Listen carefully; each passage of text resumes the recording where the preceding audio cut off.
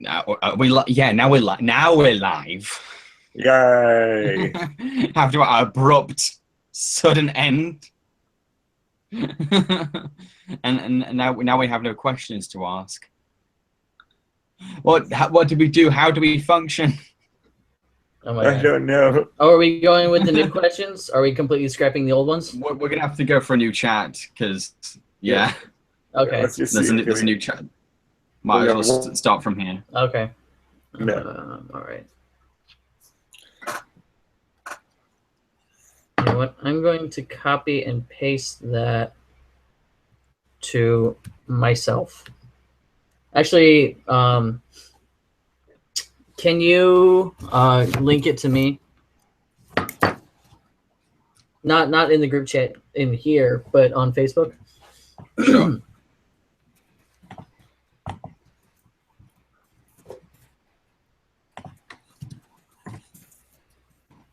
The one person asks, "What do you think of Smoking the Bandit?" I've never seen it. Well, at least now we'll keep up with the questions now. Yeah. So, have you guys ever seen Smoking the Bandit? No. No. Okay, moving on. So next question is thoughts on 21 Jump Street movies. Never seen Not seen those either. I need to. Never seen them either. Great, we got off to a great start for part 2 of the stream. Yeah, we're keeping up with it. I'm sorry, but a Evil lot Dead has or Army happened. of Darkness. A lot of things have happened since part 1. This is my 12th bottle. Jeez. I'm gonna go with Evil Dead because it's the only one I've seen. So. Yeah. Okay, all right. So the next question is Evil Dead or Army of Darkness. I'm gonna go with the Evil Dead, mainly because I really respect it as an independent piece of work and how it manages to pull off a lot of legitimately good scares. I find Army of Darkness too silly, to be honest. It has its moments, but I feel as if that Sam Raimi's indulging too much in his love of the Three Stooges and the slapstick with that one, and the tonal shift in general just seems a bit. I feel as if they managed to handle the balance of comedy and horror better with Evil Dead 2, because Evil Dead 2 is just hilarious and so it's a great level of silly. It still has some kind of restraint and still feels like it's in the Evil Dead universe. Army of Darkness, I like it, but I'd say it's the weakest entry for me. And I haven't seen them. Well, I've only seen Evil Dead, so I mean, to me that one was pretty alright.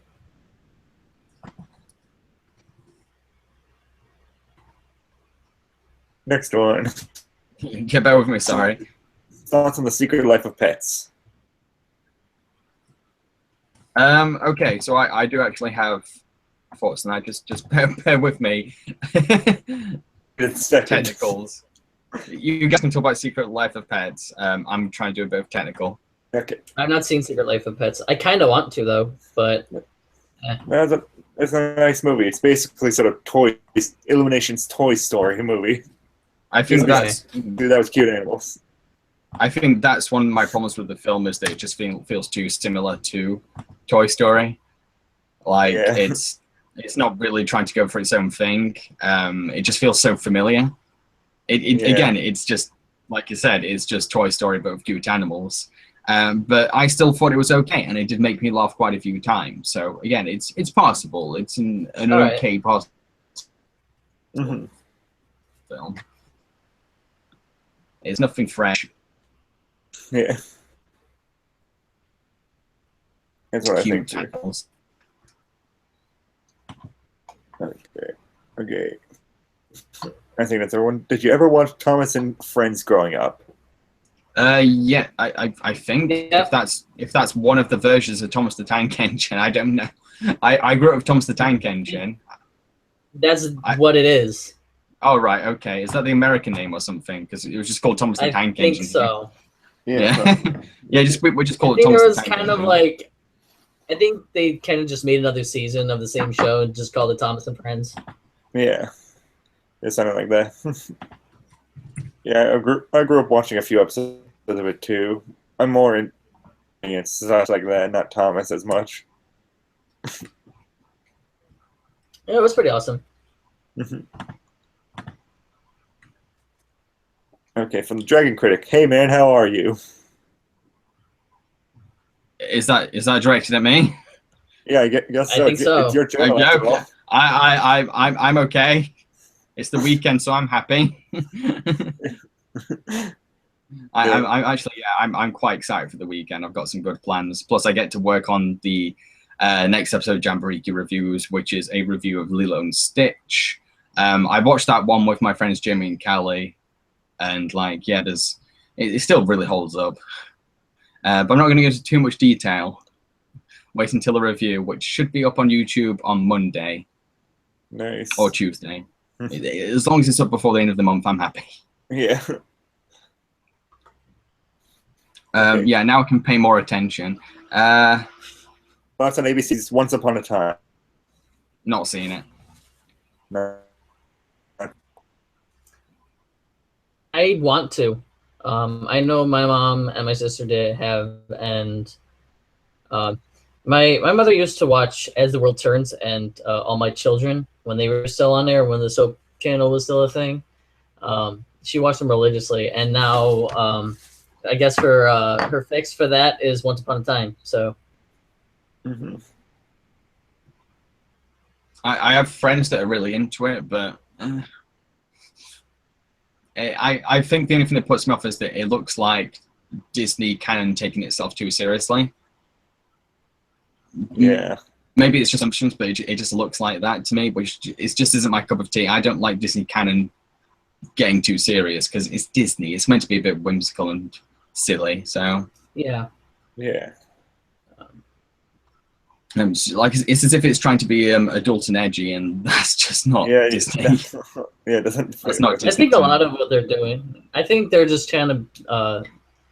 I think a lot of it is like, oh, well, what if this and that? Like, oh, okay, there's an idea, or people take a look at fan fictions and like, be like, oh, why don't we just try that kind of idea? Yeah, I think that's another reason it puts me off. It does look a bit fanficky.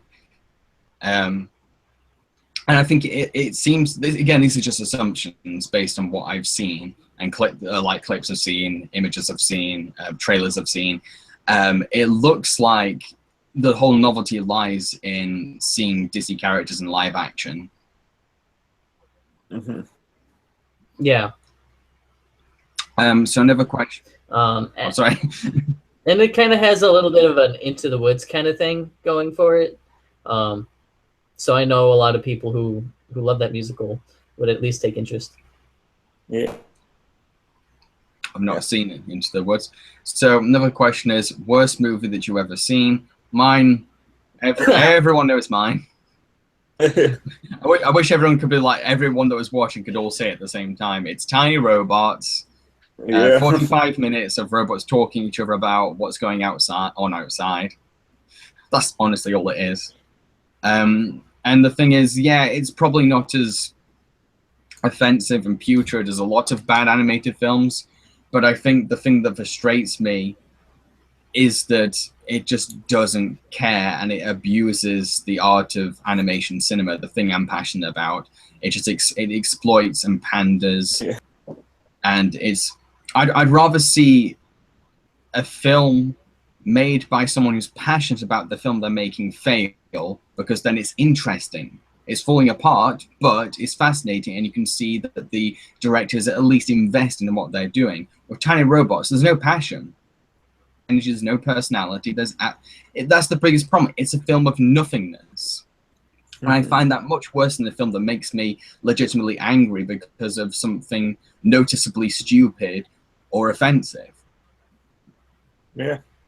A film that gives me no emotions at all, I think that's the worst. Yeah. So which would you guys choose? I've gotten shit for this one, but I'm gonna say it. Shrek the Third. I mean, it was just kind of this precursor to what's going on right now with like Minions and Emoji Movie. It was just this insane cash grab. I mean, the first two Shrek movies were really good, and there was really no reason to continue them, and they did it anyway. And they just kind of they put a lot of boring jokes. I mean, just really old jokes in Shrek the Third. I mean, there were a couple of nice and fresh ones, but otherwise, it was just boring. To be honest, I wouldn't be surprised if Shrek the Third ends up in my top 5 worst remakes animated films. Okay. But I need to rewatch it to find out. I do know that a lot of people don't like it in the animation community and see an example as like one of the worst animated sequels. But it's been a while since I've seen it, so I don't know what I might think. I might disagree with people. I might agree with everyone and actually put it in my top 5, but you never know, and I won't say. We'll have to wait and see. Ooh. So which would you pick, Taylor? For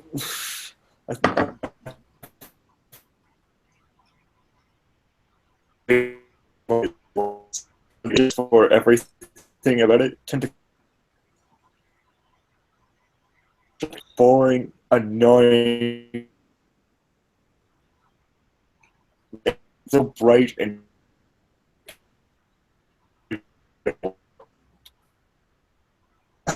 I almost said Titanic mythos, even nothing happened, and just making it into a huge joke at the end. The thing is, I've kind of stayed away from that one, not just because it looks awful, but because maybe one day I'll end up reviewing it, and I want to have an interesting reaction. So I'm kind of like, right, okay, let's not watch any reviews of this. This looks interestingly awful, so I want to have a good reaction to this. I might do a let's watch of it, to be honest, just for people to kind of like see my reaction of like, what the fuck is this? Yeah, I'll watch it with you again. I'll just in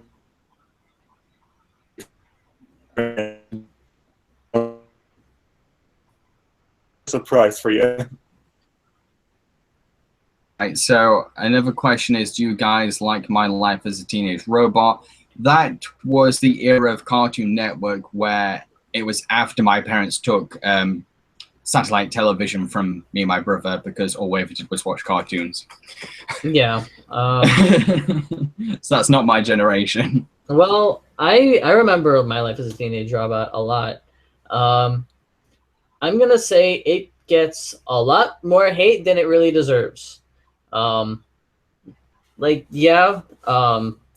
kid is pretty annoying, and there's some quite a bit of one-dimensionality to the characters, but the stories themselves, and a little bit of the lore, I think had a lot more potential to grow.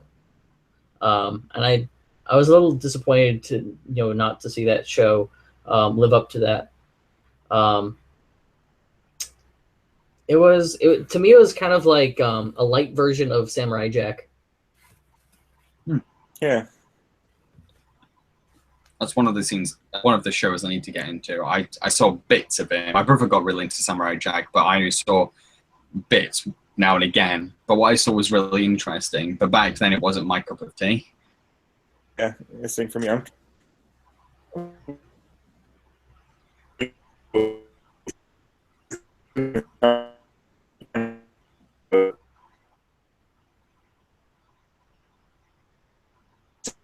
It's coming out. So that's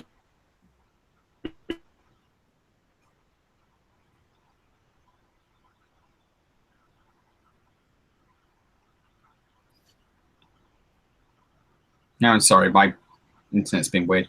Right. Okay. Okay, so thoughts on the Cat in the Hat movie that came out in 2004. It's awful. Mike Myers looks terrifying and is unfunny, and it's just dreadful. I think NC just sums up everything wrong with it perfectly. It's just an unfunny mess that just doesn't know what it wants to be, and does not capture the spirit of Dr. Seuss whatsoever. Yeah, I'm one of the few that got away. I've never seen it, but I've heard horrible review. You don't have the scars. Horrible review. That movie. I mean, there's a part of me that still wants to see just how bad it is. No, you don't. No, probably should because I'm no. I'm a film student. I need to know. I need to see bad movies. No, what not not even to do. No, not even for studying purposes. No. If back at university, if any of my teachers actually said, "Well, now we're going to watch Cat in the Hat," to show an example, I was like, "Fuck you! No, turn it off! No, right, I'm reporting you to the Board of Education. This is fucked up cruelty right now. Stop it! Turn it off! No. Good. Right? I'm just gonna leave the classroom then, sir. Sir, I'm leaving the classroom. Good. Yeah, that'd be awful in film school if they actually made you watch shitty movies in class. Make those assignments. I was lucky. I mean, like most of my first time seeing classic films was through either media studies at school or through my university's course. Lucky they didn't really actually make us sit down and watch something really bad. Can't think of anything that comes to mind that was like awful. No, not really.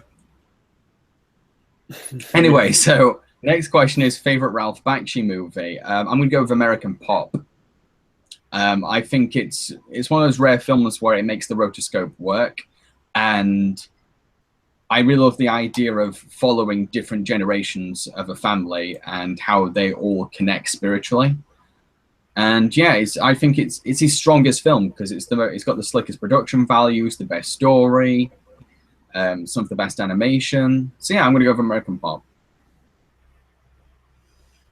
I don't know if you guys have seen any Ralph Bakshi films. Not that I know of. I've definitely seen a few of them, but I can't really pick out one that's like my favorite. It's Ralph Bakshi, just sort of that one that it's just not really sort of my taste sort of movie.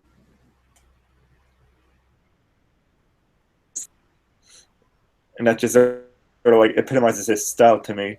Just sort of this grungy sort of style. I think the problem with a lot of Bakshi's movies, a lot of them are just adult animated films for the sake of being adult animated films, and that's the only novelty of them. And that's all they really are, which is why it's hard to pick my favorite and why American Pop comes the closest.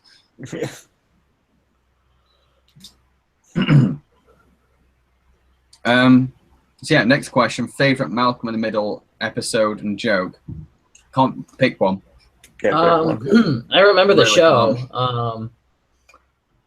I remember very few things from it though. I do remember an episode where Malcolm was helping. I forget the name of the kid in the wheelchair.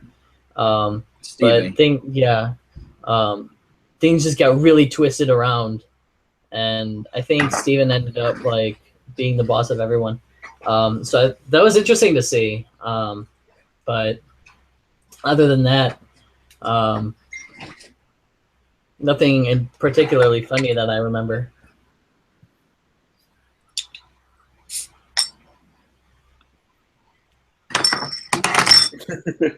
Don't let my bottle opening stop the chatting. I had nothing else to say. It's like you just pause to shame me.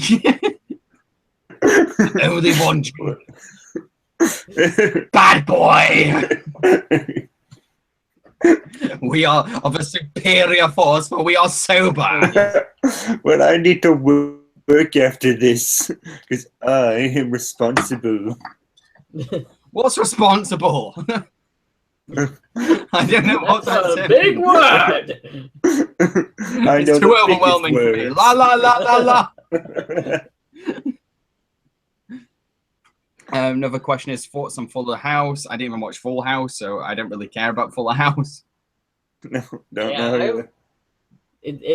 The fact that it exists is kind of strange, I think, because Full House is one of those shows that everyone knows about and everyone's seen just because it was on TV on the at that one time that people just come home from work. So the fact that Fuller House is the thing, it's just I've never seen it though, so I can't say too much. Yeah, I mean, Okay, so moving on. Thoughts on a series of unfortunate events from Netflix. Okay, so I think it looks good, but the only thing I think the main reason I'm not like ooh about it is that it looks just like the movie. It doesn't seem to be doing its own thing. It looks like the movie. It is. I'm gonna say what I remember from the movie was they kind of omitted some things for the sake of telling it in the movie, I think, which in this one they put back in. I like it so far. I've only seen the first episode, but I've heard it does, I think, get better as it goes on. I remember reading the books, of course, and they were just. It was one of those things where it's like, a lot of them told kind of the same story, but the way that they were told was still, it still tickled my brain enough to keep me interested. And I think they're doing that with this.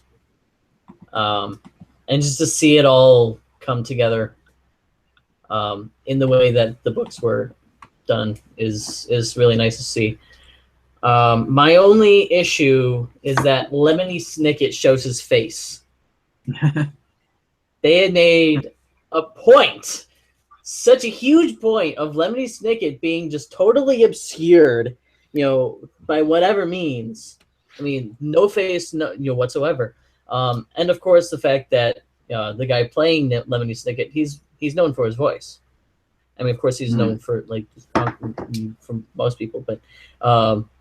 I mean, he's known for his voice. I mean, if they just kind of kept him in as a narrator, I think it would have worked far better than it does. But of course, I'm just saying all this off of what I remember from the first episode. So, fair enough. Okay, so any other thoughts on series unfortunate events? No. Okay, so next question. Where the fuck am I? Favorite Ash versus Evil Dead episode? Seen it yet? I haven't seen either. No. It looks nice though. It looks good, but I'm not really into live action television, to be honest. Yeah. I'm just not really into it. It's not my cup of tea. It's very hard. TV shows to grab my attention.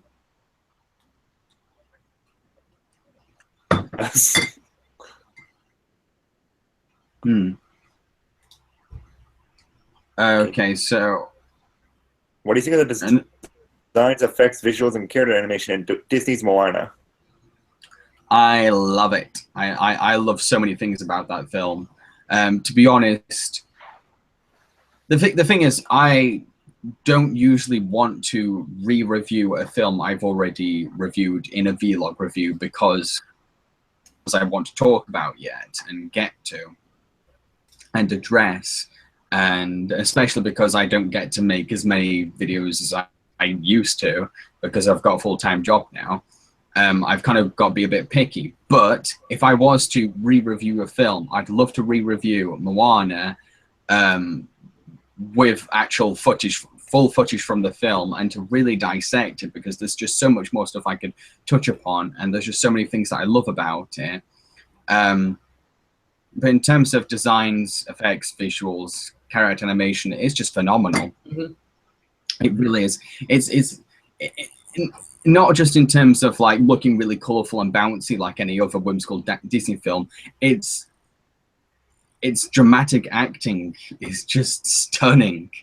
Like you can see so much in the most reserved of moments, and you can really read a character's soul just by looking at their face in a lot of shots, or even just their tattoos. That's one of the coolest things about that movie is the tattoos, and just every single little detail they put in that is just wonderful. Absolutely. In terms of effects, I do love the fish hooks magic. Looks really cool. Yeah. Oh yeah. I love how how he's trying to change the right animal. It just keeps the snappiness of that moment. Just like change. I really love that. I think the two shots most is the one where it's baby Moana walking through the sea as it kind of makes way for her, and you see what's in the ocean. That is a beautiful shot with amazing music playing. But there's also spoilers. Yes. Spoilers. There's a shot towards the end where Dylan and Moana are facing each other in a similar kind of scene, and it just goes quiet. Yeah. Looks breathtaking, and it makes you look at the villain in a different way. Oh yeah, it's so good. And you're just kind of like this, like. But before we were just seeing Maui bouncing around, and now this is something out of like, you know, a Spielberg film. I mean, like an older one. I mean, or a good one. Yeah, a good one. Yeah. I mean it. Yeah, I honestly could go on forever about Moana, and I'd love to talk about it in some way again, just so I could address so many other things. I mean, one of the things I didn't get to really talk about in the review, and one thing I really like to defend, is that some people have been complaining, oh, Moana's got this whole I want more story structure, but I think they give it a twist on it. Yeah. Because it's not as simple as like, oh, my life is boring, I want more. She does actually feel responsible for her island, and she does actually care about her culture, and she falls in love with her own culture. And at the same time, she does actually realize, hey, hang on, maybe my parents are actually right.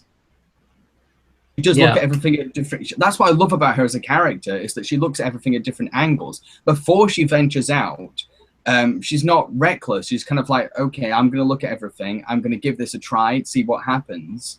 And like, I will defend the film on that point. By the time she sets off, I mean, she is she's considered everything, and she's still going, you know what? I'm still finding what my father says pretty bullshit. Even though I've kind of considered it. My grandmother has kind of shown me some things that my father wanted to completely eradicate. Now that I know, so you know what? Fuck, just I'm gonna do this. No more waiting. Yeah, I do like that. Compared to other I want more story structures where it is just legitimately I want more for the sake of I want more. And so I will. Again, we're going to be here. I might as well have a Moana live stream because I could go on forever. We're going to miss people's questions. Another question is a video from Black Nerd Comedy. Oh, that's a tough one. I really do like a lot of his videos because he does get really passionate. I love his nerdy energy. Enthusiastic, and I love the way he bounces around. I love the jump cuts that he does. But it's really hard to think of one that stands out the most. I probably would go with his reaction to the trailer for the second TMNT movie, because he just seems so uncertain, but at the same time really excited. Like, I know there's something about this film that really appeals to me, and maybe they'll learn their lesson, but at the same time, I don't know. And like, there's a lot of comedy value in that kind of reaction. Do you have a favorite of his, if you've seen his stuff? I honestly haven't seen his stuff that much. Like, from what I've seen from like the crowd, he's a very likable, which I can admire him for that. He's clearly got a whole sort of persona to him that's really captured the audience. So I can really see me, like, if I watch more of his videos. Yeah. I've never seen. Okay, so we can move on. So the next question is, can you guys sing "You're Welcome" from Moana? Yeah. You're welcome. That's all I remember. I'm terrible. I remember it. I'm just bad at. I have to see a film loads and loads of times for me to remember all the lyrics off by heart. I can remember all the lyrics of films like the South Park movie and certain Disney films, but I need to see Moana again before it actually really clicks in. Yeah. I think just really. I think 2 questions rather than sing songs. Yeah, well, the thing with "You're Welcome" is that I can only remember bits. Like, And I lasso the sun to bring you days of fun. That's just welcome. Yeah. Yeah. Anyway, yeah, we're not going to sing. Karan's not here, so we would ask him to sing it for us. Oh, that'd be great. Yeah, I wish he could join us. Karan's actually not in the stream because right now he is busy working on the new theme song for Jambareeqi Reviews. Yeah. He is currently... he was supposed to get it done like a week ago. Yeah, I was yeah, so... yeah, I really hope he does get him because I'm really excited because he has so much talent and he's just a wizard with music. You give him something to do musically, he'll come up with something really magical. So I'm so excited to hear the theme song. So yeah, that's why he's not here. Anyway, thoughts on the Bill and Ted movies? I think they're pretty cool. I've only seen Excellent Adventure, and I fucking loved that one. Rest in peace, George Carlin, but... Yeah. I mean... Yeah, I grew up with them both. And I thought they were pretty cool and funny. Yeah. I don't really have strong opinions on them. I thought, oh, they're cool. Yeah. I don't have any strong.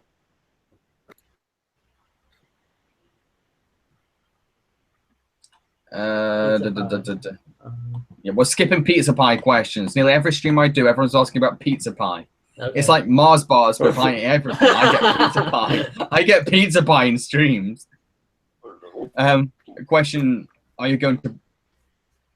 Sorry. Are you going to BronyCon? No.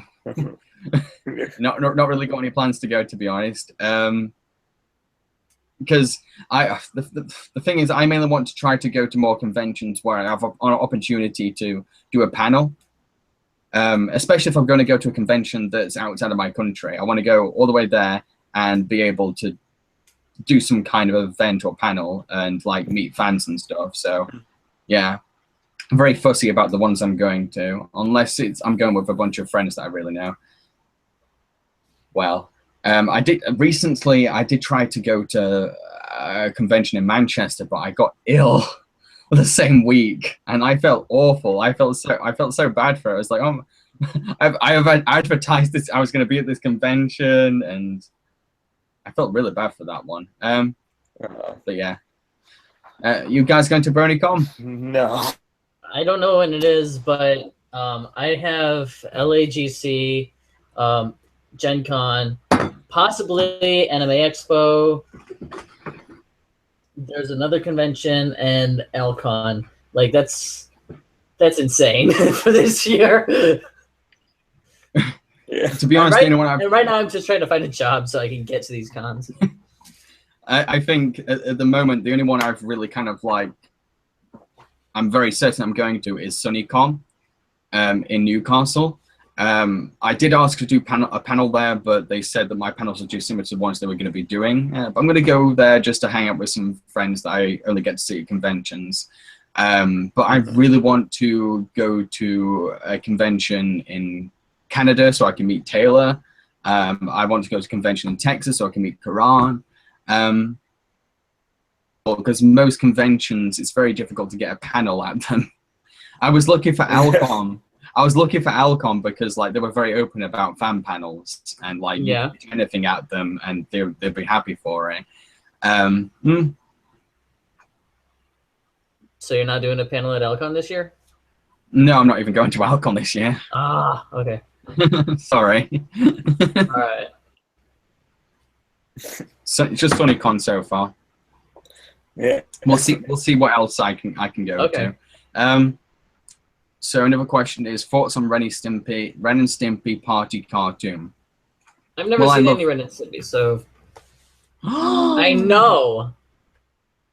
Right. Okay. Next time we bump into each other at a convention, I have the box set. My brother gave me the box set. All right. We'll just marathon that box set. Let's do it. Yeah. Let's do it. Yeah. Right. Yeah, I love Ren and Stimpy in general, whether it's the old version or the new version. I just love how crazy it gets. I love I love how disgusting it can get without going too far. Sometimes it has, apparently, but yeah, I just love how insane it is, and it's just really enjoyable to sit through because you have no idea how crazy it's gonna get. It can go batshit psycho sometimes. You're like, what am I watching? But you're just laughing the whole time and smiling the whole time because you're like so entertained by it. And it's just got a great sense of humor. Those things, so yeah. Yeah, anything that's crazy, it's really crazy. It's basically imagine SpongeBob on meth. It really is that. Another question: what's the weirdest film you've ever seen? Right, where do I begin? Yeah. Well, in my teenage years, I pursued that kind of film. If there was a film out there that looked really bizarre, I was like, oh, I want to see that. But off the top of my head, I can't think of one that's distinctly really, really, really weird. There's a lot of Czech films I've seen that are kind of odd, like Valor in a Week of Wonders, and Daisies. Films like that. I can't think of anything else off the top of my head. There's one weird film that I really want to see and would love to review, but the DVD is very rare and expensive. It's called Funky Forest, The First Contact. And it's this Japanese movie that looks like the full definition of weird. Like, if What the Fuck Japan had a level gauge, it would probably be like over the top. It just looks so odd. It looks so strange. The clips I've seen, my only reaction is like, this looks like some kind of bizarre dream I've had. It really does. It reminds me of a lot of. It reminds me of dreams I've had if I've had a banana or cheese before going to bed. Yeah, it looks really strange, and I'd love to kind of talk about it at some point, or at least watch it, do a live let's watch or something of it, because it's just so much. The clips I've seen, I'm like, what the fuck is this? So which would you pick, guys? For me, it's going to be a tie between Akira and Phase 4. Maybe Phase 4, actually, because there comes a point when my body, like, I like swim in weird shit, okay? If this isn't enough for you, I have, believe me. But I saw Phase 4 for a class once, and it literally made me like I had a fever, just because my body was just kind of like, what is going on? I mean, there didn't seem to be much of an explanation until like mostly through the film, and then like, I mean, there was nothing that really connected. I mean, we were only shown it because of like the use of circles in the film. Yeah. Which, I mean, the lecture for that was good, but I mean, just the fact that they had us watch that movie. I mean, and then of course Akira. Anyone who's seen Akira knows what I'm talking about. There's just some fucked up shit in that movie.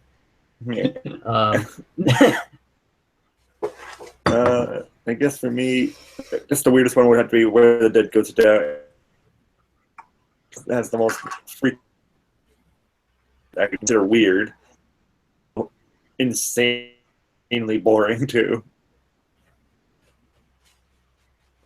So another question is, do you think they should have a prequel movie to My Little Pony series, mainly about Bon Bon and how she became a spy and what the organization is like in Equestria? I've not really gotten that far in Friendship is Magic to actually even know who Bon Bon is, so. Yeah. Yeah. I know. But I haven't really even seen the show as much, though. Yeah, I tend to have a hard time keeping up with Steven Universe as it is, let alone My Little Pony. I mean, if there's enough lore there, then I suppose. Okay, so another question is, Why does the video quality act weird in live streams? I don't know. It's Google. Yeah, Yeah, Google. we're Yeah, using Google Hangout. probably going to And be my last Google Hangout. I'm probably going to find something else to use, maybe Skype or something. Yeah, Yeah. probably Discord. The only reason I There's used this- the only reason I've been using Google Hangout is because it used to have this option where you could like put your name underneath, and I thought that was very helpful for people seeing my friends for the first time and thinking, who are they? Which is a great kind of way of explaining it. That's their name, that's what they do. Here's a link to their channel. And it looked very nice and professional as well. It's the only reason I've been using Google Hangout. But then I found out tonight that it's not got that feature anymore. So fuck you, Google Hangout. Retiring from you. Yeah. So yeah, hopefully next time I'll have better video quality. Yeah, I mean, there's this this thing at the top where it's like it has you adjust the bandwidth usage. So it's basically just kind of the quality of your camera from like full to nil. Yeah. And personally, I have mine to not the lowest, but like the second to lowest, just so that it's workable and you can see stuff and things are running smoothly. Mine down to medium because HD was making me disappear on the actual stream a few times. Yeah, it probably didn't look HD.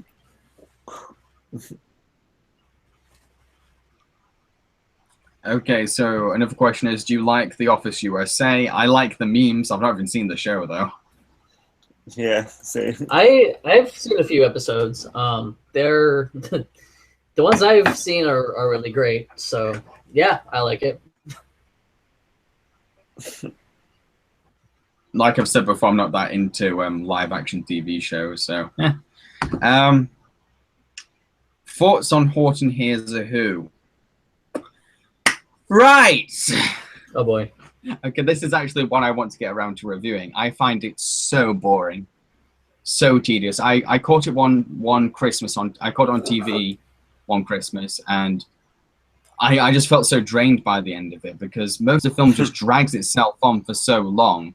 It just takes this really oversimplistic idea and tries to over dramatize it, tries to like push it forward, and it's just so tedious to sit through. I really couldn't stand it. I honestly couldn't. It's probably in my maybe even my top 20 of worst films I've seen, maybe. And I honestly mean, I know a lot of people even like it, but I couldn't stand it. I really couldn't. I just felt exhausted by the end of the film and just so annoyed with how desperate it was being to push itself to being feature length and just prolonging so many scenes. And I remember. I remember Seussical, Yeah. and I mean even that had quite a hard time just throwing stuff in to keep people interested while lengthening what's really just a simple story. I just don't like it in general, really. I'll hopefully review it at some point so I can really dive into all the problems I have with it.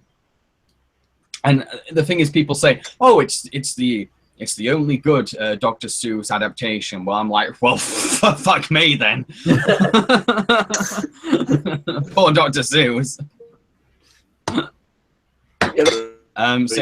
Really passed. So has anyone else got thoughts on Horton Hears a Who? Nope. But the next question. Yeah.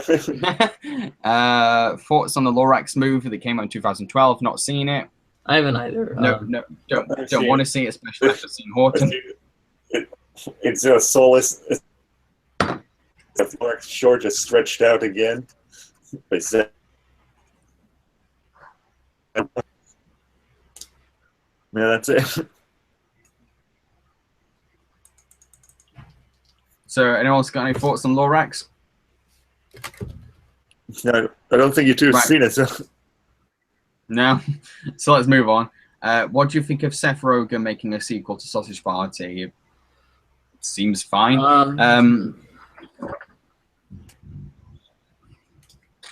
I'm not really fussed, to be honest. That there's probably room for more kind of material, but I'm not a huge Sausage Party fan. It made me laugh loads of times, but I think my major problem with the film was that it had a tonal problem. I think it wanted to make a serious message, but also be incredibly immature, which is possible if you use the immaturity to tell a serious message, which is possible. It's what South Park has done for years.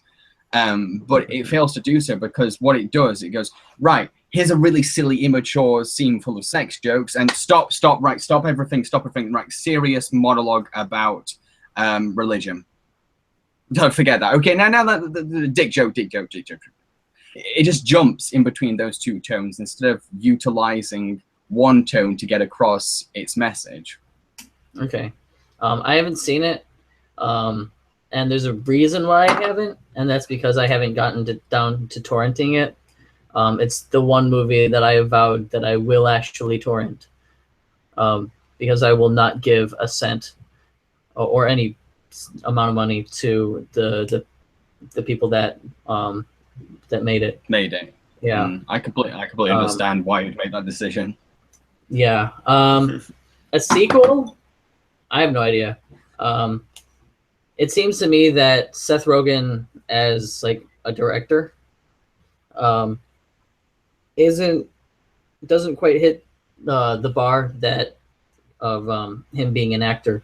And I say that largely because like I've been binge watching Freaks and Geeks, and every time that he opens his mouth on that show is wonderful. It's either just downright hilarious or he makes a really good point. And I think if it's him, portraying a character, then he knows what he's doing. But other than that, I don't see him, quite able to pull off an entire project himself entirely successfully. At least that's. Mm-hmm. But I vowed to watch Sausage Party. I just haven't gotten to it. I know what you mean. I know what you mean with Seth. Yeah. Yeah. I'm going to try and catch up with the questions. Thoughts on Moomins? I do love the Moomins. It was one of those TV shows that would be on in the morning before I go to school, and I felt as if it was the perfect time to be on, because there was just something about waking up at like 6 or 7 in the morning, and that atmosphere fits a show like Moomins. It's that kind of quiet, subdued, foggy atmosphere. And like, yeah, I remember just really enjoying how strange and hypnotic it was, and just really atmospheric and relaxed. So yeah, and I've also reviewed Moomins on the Riviera, so you can check that review out for further thoughts on Moomins. Any of you guys got thoughts on Moomins? I like Moomins. I haven't seen exactly too much of the original stuff, but I know Tony's Moomin Abridged series, and that's one of my favorites actually. I personally like it better than his Monster Abridged, which a lot of people like. But yeah. Any other thoughts on Moomins, guys? No. Okay. With Han Solo and Carrie Fisher dead, do you think Disney should make any more sequels to Star Wars, even after the trilogy ends? I'm fine with it, because I'm a fan of the Star Wars films, and I think that the universe and the lore has so much potential, and it can be expanded in so many different ways. So I'm cool with it. As long as they don't come up with a really exploitative way of utilizing footage of Carrie in some kind of way, like they do with Bruce Lee after he passed away for many films, then I'm fine with it. Yeah, same. I'm actually totally fine with other Star Wars movies, especially since they want to explore some other characters like Boba Fett. Thing with Star Wars is what I like that they're doing now is what George Lucas was attempting to in the very beginning, and in some of his other ones, which was taking these some actors that we've never heard at all, and he's like, all right, you're in Star Wars now, and then if the movie's a success, then they're superstars. I mean, the same thing has happened with Rogue One. I mean, we didn't know a single person except for James Earl Jones, who came back as Vader, for that, and it was it knocked most other Star Wars movies out of the park. So I mean, I am really sad about Han Solo's death in Force Awakens, and of course on Carrie Fisher. I have no words to express the sorrow that I feel, and just that we're left without her. But as you said, I think so long as they don't overuse old footage of her. I mean, and why would they? Then I think it's totally fine. And seeing as Taylor's not a Star Wars fan, I think we could just move on now. Yeah. I have nothing to add. Right. Okay, so thoughts on It's a Mad, Mad World. Not seen it. Same. Not seen it. Okay, moving on. Do you think Hasbro should make a Littlest Pet Shop movie after My Little Pony movie? Not seen Littlest Pet Shop, to be honest. Don't really know much about it. Me either. I wonder whether they would go with that, to be honest. If they have like an actual kind of story that they're going to do with it. I mean, because there are quite a few characters that you could use. I mean, I don't know if it's a whether they should. I think it's more of a would they ever consider it. Oh. Thoughts on Space Jam? Well, I've done a review of Space Jam on my channel, so check that out if you want a more in-depth analysis of it is. So you got like the terrible acting from the basketball players. You've got the Looney Tunes being surprisingly unfunny, and the fact that the most of the movie is just really boring basketball scenes. is the thing is, I know that a lot of people really love it, but I feel as if that they love it more because they remember it more than they like it. I really, maybe I'm wrong, but I feel like that's people are attached to the nostalgia of it more than the quality of it, because it holds up at all. It really doesn't. I think a lot of the love for it is just completely ironic. Yeah. Well, the thing is, I have come across people that legitimately love it and see it as a genuinely good movie, and I'm like, okay, whatever floats your boat. Yeah, people can be really defensive about it. They honestly can. I've come across it. Okay, fine. Like what you like, but I don't get it.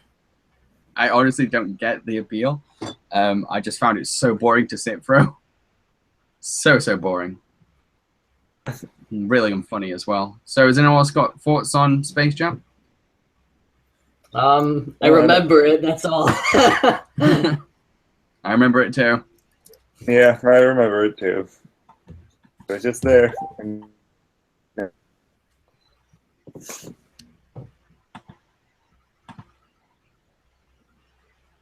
Where was I? We're on kind of a.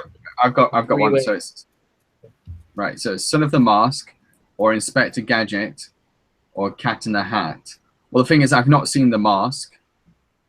I mean, I've not seen Son of the Mask. So out of those ones, I would say Cat in the Hat is the worst that I've seen. At least Matthew Broderick doesn't look too terrifying like Mike Myers. Yeah. Yeah. I'm just trying to think. I would say some of the masks is more annoying to me. The Cat in the Hat, and I say the Cat better out of the. Yeah, the thing, yeah. I've seen clips of some of the masks, so I imagine if I did see it, I probably would choose that one because it looks even more nightmarish than Cat in the Hat, which is saying something. Yeah.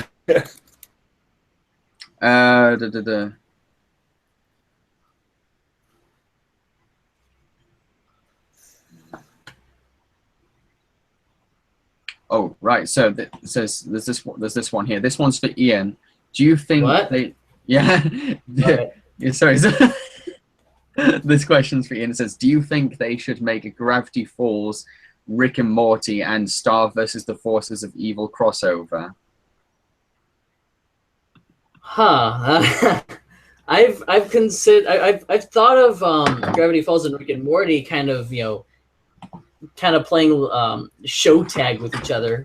Kind of like how South Park and Family Guy tend to, just because Alex Hirsch and Justin Roiland are just incredibly close friends. Evil mixed in with that would be interesting to say the least. I think it might be doable if they ever wanted to, just because of the nature of how Rick and Morty works. But at the same time, I mean, we kind of know everything that we really need to for Gravity Falls. So with that in mind, I think it just kind of be.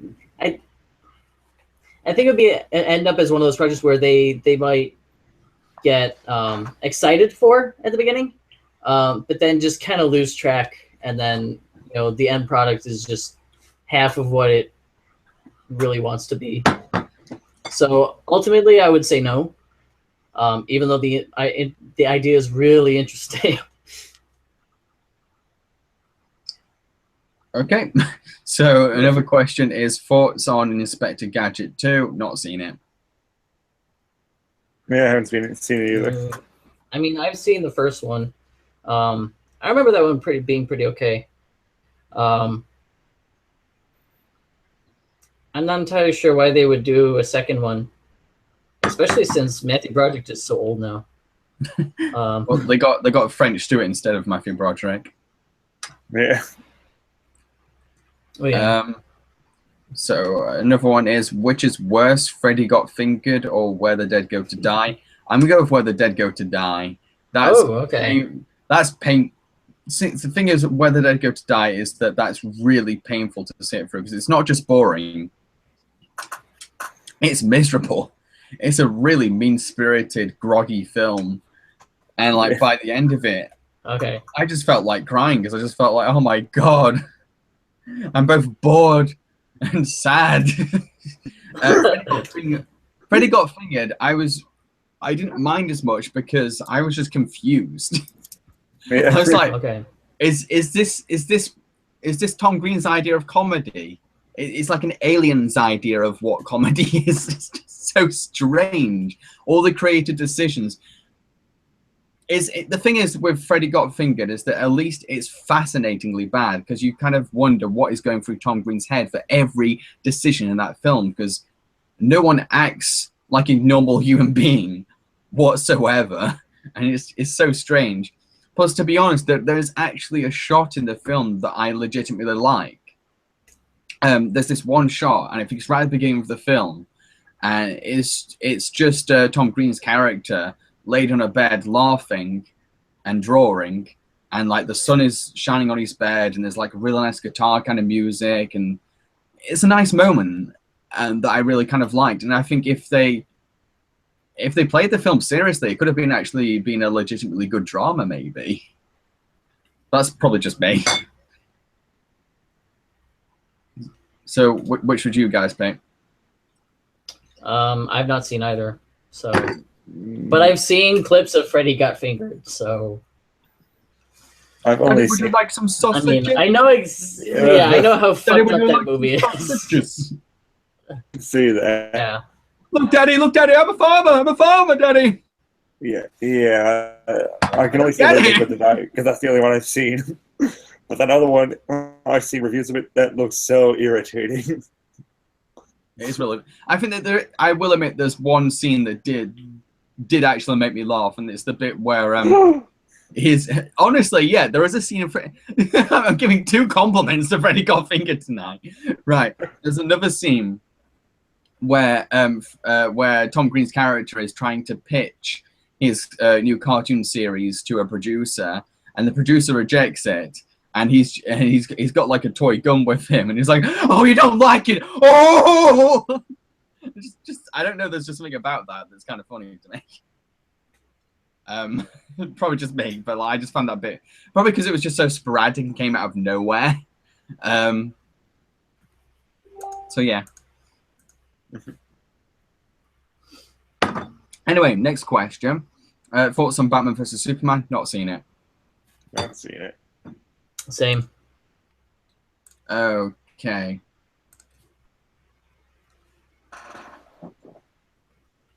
Thoughts on Dumbo Dumbo 2 and the cartoon. I've not seen the sequel. I've seen the prequel, which is awful. I've never seen the cartoon. I've never seen anything really related to Dumb and Dumber. Usual Dumbo Dumbo is brilliant. It's hilarious. Probably the Fowler Brothers' best film. All right.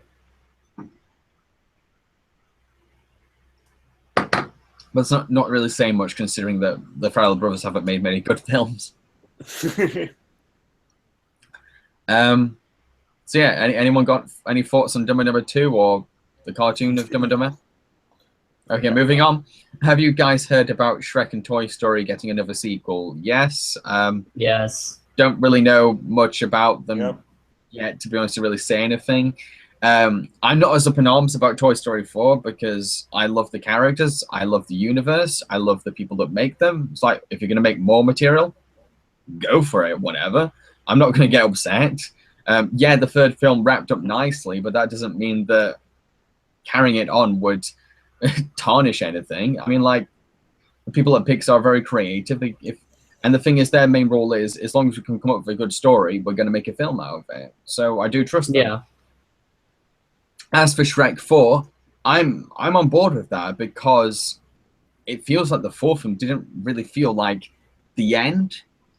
It just felt like they're experimenting with something, with the whole alternate timeline thing. It just felt very much like a TV episode. Like, what if Shrek suddenly changed time and this kind of stuff happened and everything's different? Ooh, it didn't feel like a movie. It definitely didn't feel like a swan song for the series. So I'm fine with a Shrek 5 because I want a proper conclusion. I want a big finale for it because Shrek 4 did not feel like that to me. Mm-hmm. All right. I haven't seen Shrek 4 just mostly because I was so disappointed with Shrek the 3rd. Shrek 4 is all right. The best thing about it is Rumpelstiltskin. Voiced by one of the storyboard artists at DreamWorks, and he's actually legitimately good as a voice actor. Nice. All right. Where am I? Yeah. So yeah, anyone else got any thoughts on those sequels? No. Okay, so next question is thoughts on Dumb and Dumberer When Harry Met Lloyd. It's awful. I don't remember anything really. The only scene that's actually funny is there's a scene where one of the characters is eating a chocolate bar and it's melting, and he's kind of like it's getting all over the place. He tries to rub it off him on the bathroom, and the dad comes in. It's like, he's shit all over the walls. And here's the thing, right? Getting real. I'm not going to name any names, but this legitimately happened in my house. Someone got so drunk, they shat all over my walls. Oh my god. In my bathroom and on the shower curtain. Oh my god. It was insane, and like, Dad came home obviously really angry. Yeah. Yeah. So yeah, I'm not saying who did it, but yeah, that's a story. Yeah. That was honestly one of probably the most insane parties we ever had at our house. My parents weren't in, and they come home and like it's a mess.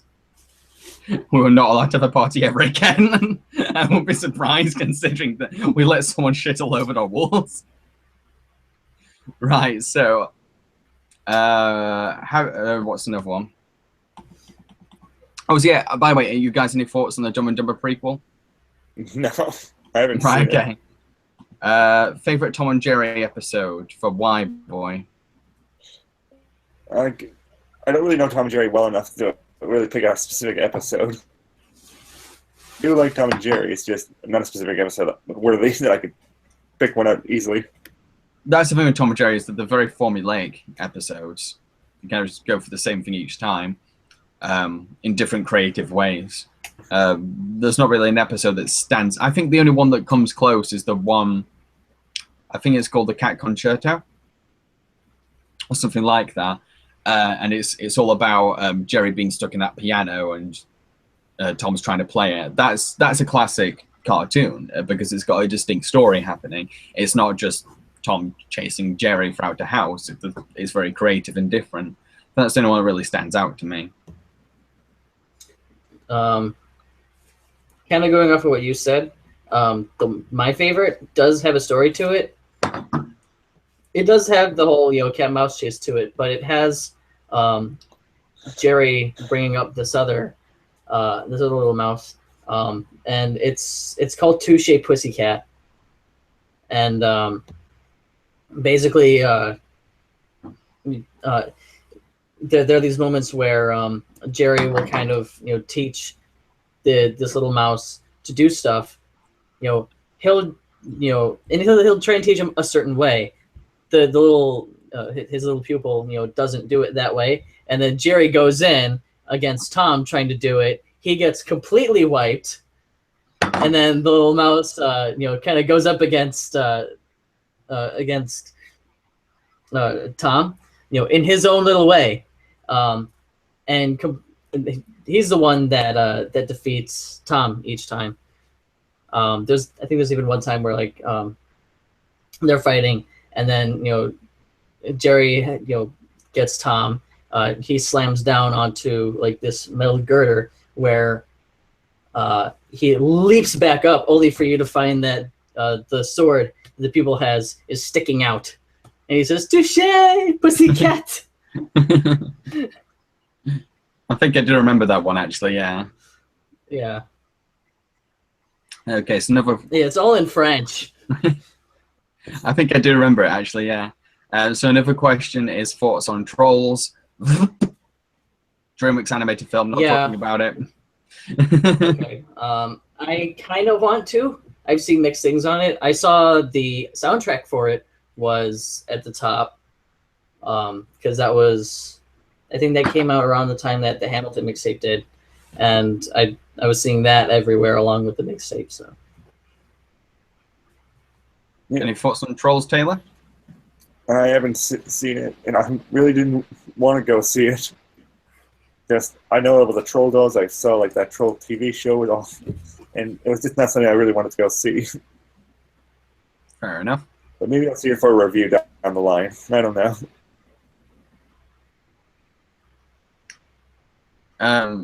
Okay, these are very political kind of questions now. Is Kanye West and Lindsay Lohan really running for president, or is this another one of those stupid jokes just for them to get more publicity? I don't really care. Yeah. Kanye West just kind of spew shit out of his mouth, just kind of. And Donald Trump used to, and most people didn't kind of pay attention to it, and now he does, and everyone does pay attention to it, and now we're finding out why that was a bad idea. So I think it's best just to leave Kanye alone.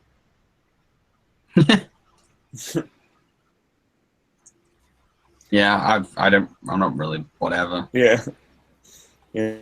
Anything's gonna be better than Trump, so I'm cool with whatever. If we're gonna have Lindsay Lohan, okay, the star of The Parent Trap as president, fine, okay. I mean, I'll deal with that. I'm actually a little surprised that Lindsay Lohan is still a thing. Mm. And this is directly for Ian and Y-Boy. Do you think the celebrities and liberals will ever leave the country for Canada eventually? I know a lot of them would like to. The fact is, I don't think they will because they just simply don't have the money or the time. They don't have the ability. Not that easy to move like that. It's still gracious. It pays all that sort of stuff.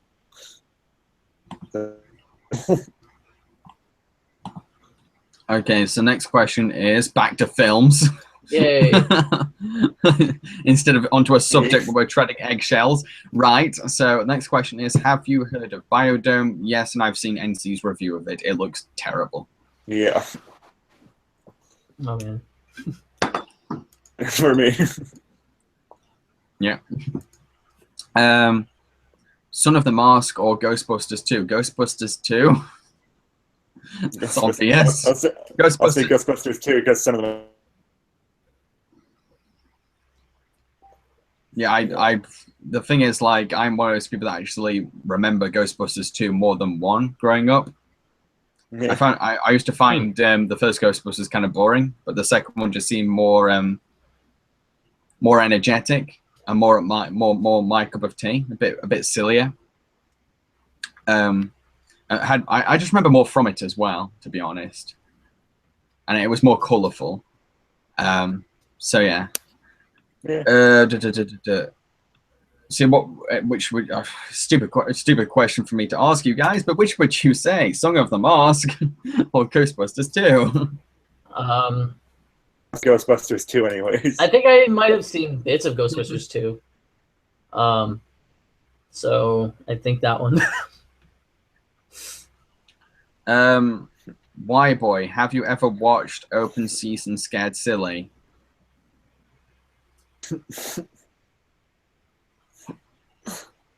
I may want... Okay, right. Why is Illumination Entertainment making a sequel to Sing? I didn't even know they would make. Yeah, they Sing it tomorrow. They actually pushed that back a year. Unfortunately, I'm not even sure. Unfortunately, I haven't seen the movie myself. So, yeah. I know. I've not seen the film, and I'm not seeing the film until tomorrow, so I can't really say anything about that. Me neither. Thoughts on Dr. Seuss's movies? All the ones I've seen are awful. Yeah, they're all awful. Kinda has terrifying and pandering. The Grinch is also terrifying and horrible color palette, and Jim Carrey is really annoying and really poorly directed. It's not boring, though. That's the thing. That's the one thing I can pick up from that movie, is that it's not boring at all.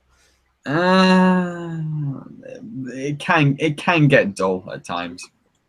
At times, but I mean, it has its moments, and I think Carey keeps it alive, but it's kind of like he is resuscitating you while yelling through your ears. Yeah. It's like he's got one of those electric pads going. That is literally the. Which, funny enough, is that a reference to another Jim Carrey movie that I know of?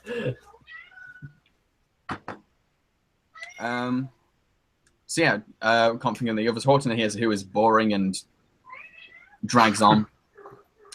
What else was there now? No, I think those are the only ones I've seen. And, Cat in the Hat and Horton Hears a Who.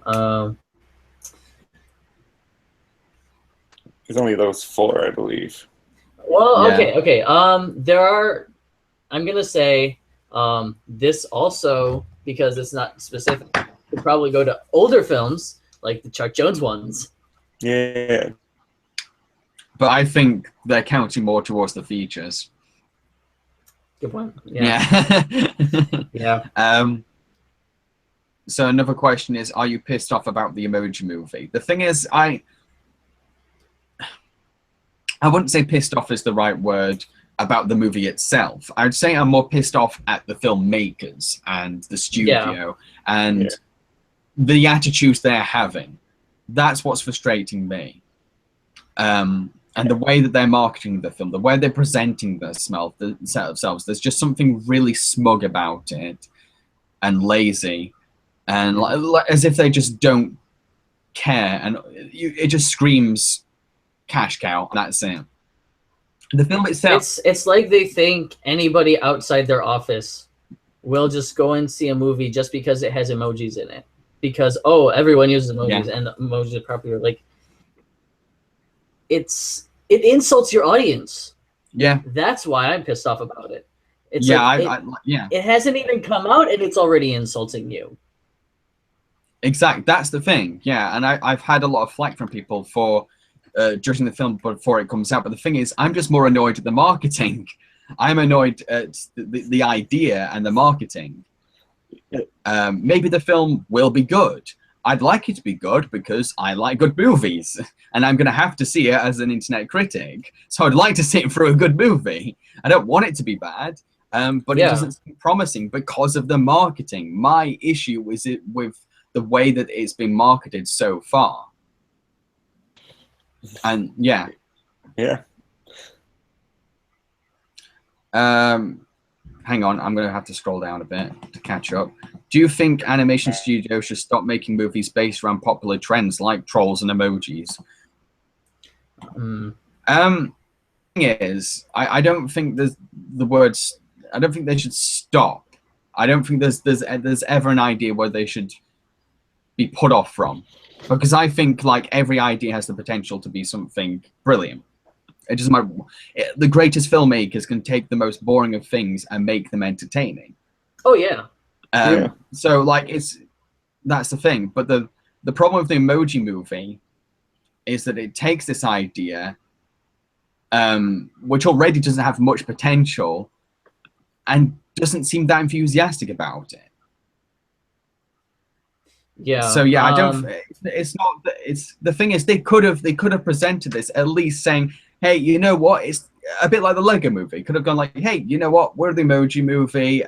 We know this might be dated someday, but like we do care. We want to tell a really good story too. We want to do something very visually cinematic and funny. We don't know if it's going to work, but we're very passionate. I just wanted to show some passion. That's the problem with the Emoji Movie so far, is that it just doesn't seem to have any passion behind it. Yeah, it seems very empty. I think shallow. Yeah. I think I'm going to jump off of what you had said earlier about it not being so much, simply of no, it's a popular trend, and the fact that people can make great things off of boring stuff. I think it's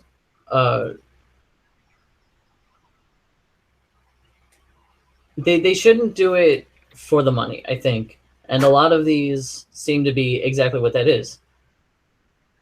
If it's a movie, then do it because you want to tell a story. Yeah. I mean, if you want to make an emoji movie, do it because you want to tell a story with emojis. Yeah. If you want to do it with trolls, do it because you want to tell stories. Cars, do it because you want to tell stories. That's actually one of the things that made the first Cars movie so good, is just the story of it. If it's put together there's a story that people will invest in. There's a sense of obligation you can sense with the trailer, like, oh, do we really have to make an Emoji Movie? I guess there's a business opportunity here, but whatever. Just throw on some recognizable voices and fuck it, whatever. Like I said, the attitude pisses me off more than anything. So yeah, I don't mind what films, what ideas get made into films, but can you at least present it in a way where you convince me to think, okay, the idea sounds stupid, but you seem to be turning this into something that you're enthusiastic about. Okay, fine. Right, okay, maybe you can surprise me. I'd like that. Yeah, we've had surprises, I mean, even recently. If the Emoji Movie turns out to be a surprise, and it turns out to be exactly what we don't think it's going to be, then you know what? I'm all for that. I'm 100% for that. Yeah, mainly because I have to sit through it this August.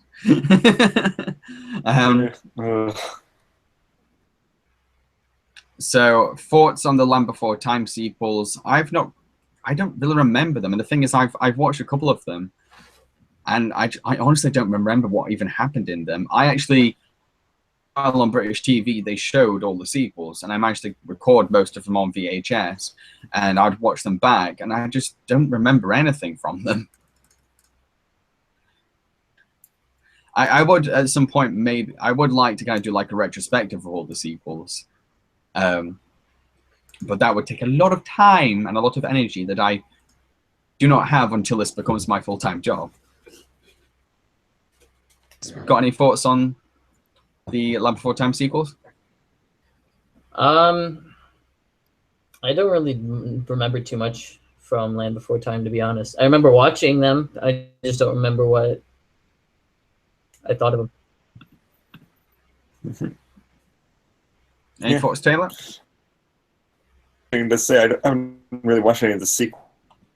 I'm asked to review them, but yeah, I don't really want to.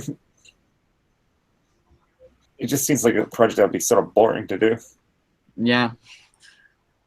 Okay, so another question is, have you all heard of Jason Freiberg and Aaron Seltzer? Yeah, I have, and I have no interest in seeing their films. I mean, I've seen enough reviews of their films to get an idea of what their sense of humor is, and it's not my cup of tea. The joke is we're referencing a film. I don't get it. I don't know if you guys. It's basically those the filmmakers behind Disaster Movie, Epic Movie, Meet the Spartans, Vampire Sucks. Those films. Do you guys have any thoughts on those kind of films? Not that I know of, no. Moving on then. Do you think Ted the movie should have its own Christmas special? I've not even seen any of the Ted movies, and my dad gave me Ted 2. He didn't even ask if I've seen Ted 1. He was like, here's Ted 2. So I'm going to watch Ted 1 and then watch Ted 2, obviously. So at some point. I want to watch the first Ted movie. I want to watch it. Just never got around to it. It's one of those things. Well, I'm a little shaky about Seth MacFarlane's humor, to be honest. I mean, like, I think it works well in American Dad, but yeah, as many of my fans know, I can't stand Modern Family Guy. I think it's putrid and terribly unfunny. So I'm kind of uncertain about Ted and what I might think of it. The idea seems interesting. It's just handled by Seth MacFarlane. It might be too crass for my like. Okay, so another one is thoughts on Spider-Man animated movie by Sony. I didn't know they were making one. That sounds awesome. Yeah, yeah. I guess it sounds cool.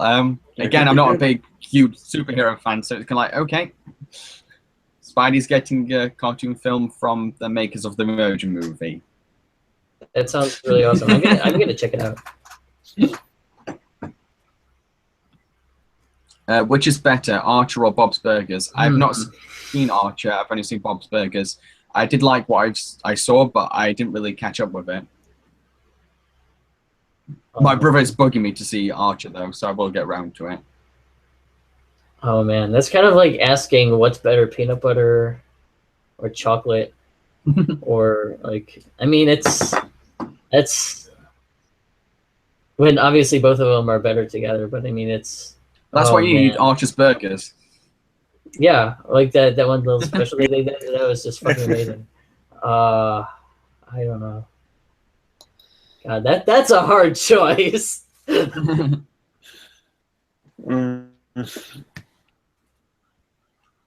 really seen Archer's or Bob's Burgers to really make any sort of choice between those shows. Right. I think we just can't answer this. Either because we've not seen one of the shows or because it's too hard to pick. So let's move on. So another one is thoughts on Go Animate. Okay, Go Animate has potential for like if you want to kind of like mess around with something where the facilities are already made for you and you're kind of lazy. Plus, it's a good kind of fun software for like want to animate but can't be asked to animate, and I guess kids can really enjoy it. But as a legitimate animation software, just no. This is coming from a qualified animator. No, it's lazy. It's already done for you. I don't really know much about Go Anime, but from what I see, the end result, no. Yeah. It doesn't have the principles of animation. There's no point to it. Yeah, and so yeah, no. If you want to go into animation, like if you're actually serious about it, taking drawing classes. I mean, any kind of drawing classes, so that you know what you're working with. And also just taking from other artists, messing around in a sketchbook and then putting it down onto, Flash maybe, or if you had the money, Toon Boom. I'd say the best the other way of learning animation has been incredibly observant of everything and everyone around you and really studying like everything, because that's how I've learned. Is just. But it's like how Miyazaki says, like you can't just be an animator, you have to live your life as well. So I think to like look at people, look at the way they move. One of the major things you learn in animation is the walk cycle, and you start to become way more observant about people's walks. Everyone has distinct walks, whether they're really subtle or exaggerated. I think it's very important to do research that way, as well as learning to either be good at drawing or modeling. Because the heart of the animation is the life, the organic life to it. Another question: what are your thoughts on Son of the Mask is like Cat of the Hat and Inspector Gadget? What? I don't get that question. I think he's asking you. Cat in the Hat or Inspector Gadget, is it like that? I don't know. I've not seen Some of the Masks, so I don't know. Yeah. No, it's a whole. I'd say it's a whole different sort of thing. Not the same to Cat in the Hat or Inspector Gadget. What do you think of Disney producing a Frozen sequel? Personally, I'm fine with it. And this is coming from someone that felt so dissatisfied and disappointed in Frozen. And I think that's why I want a sequel. Because there's so many things that don't get answered or don't make sense in the first film that could be explored in the sequel. Yeah. And I'd like a sequel to kind of explore those kinds of things and maybe develop stuff and maybe make Frozen that could have been. They have an actual adventure rather than going over a hill. Yeah.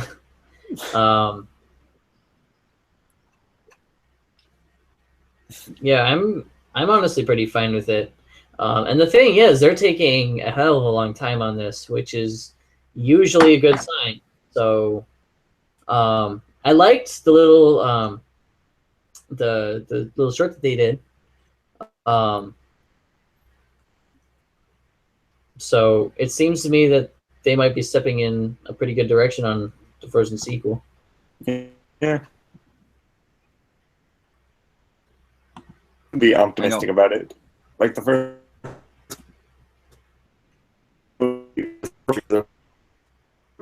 James did in a lot of the aspects that weren't fully explained and that sort of stuff. So I think they can definitely pull off a sequel and have it be serviceable at least. Another question is, what's your favorite song from Moana? Skipping this question because they're all amazing. No, it's too cruel. Too cruel to answer that. Yeah. They're all written by Lin-Manuel Miranda, so I mean, they're just so good. Thing is, every time I think, oh, that's my favorite, I'll listen to another one and think like, oh no, that's my favorite. I can decide my least favorite though. I would have to say my least favorite is Shiny. No. Because the thing as a song, it's brilliant, and Jermaine Clement is fantastic. But in terms of putting it in the film, I feel as if it drags on a bit and it really add much. I mean, yeah, it gives a little bit of a backstory to Maui, but that's a part of the song. Most of the song is just literally just, hey, look at me, I'm covered in gold. It doesn't really add anything to the film as a whole, and like it could have either been shortened down or cut out. But I like it as a song, just in terms of story, it's like, okay. Yeah. But yeah, I honestly can't pick a favorite.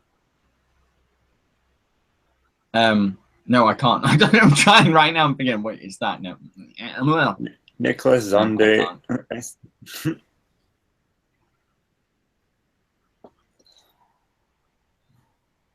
Oh yeah. So the next question is: do you still have trouble pronouncing my name, Nicholas Zonde? I hope that's correct. Probably not. What are your thoughts on the Proud Family? Remember seeing it as a kid, but I don't remember what it was even about or anything really. Family comedy from Disney. Yeah, that's all I remember it being. That's right. Thoughts on Baywatch trailer? Looks alright, I guess. I'm not that enthusiastic because I'm not that attached to Baywatch, so Yeah. I'm not like, oh my god, Baywatch trailer. Oh my god, Baywatch movie. Finally on the big screen. No. What are your thoughts on Superman 4 Quest for Peace? I've not seen it. Not seen any of the Superman films.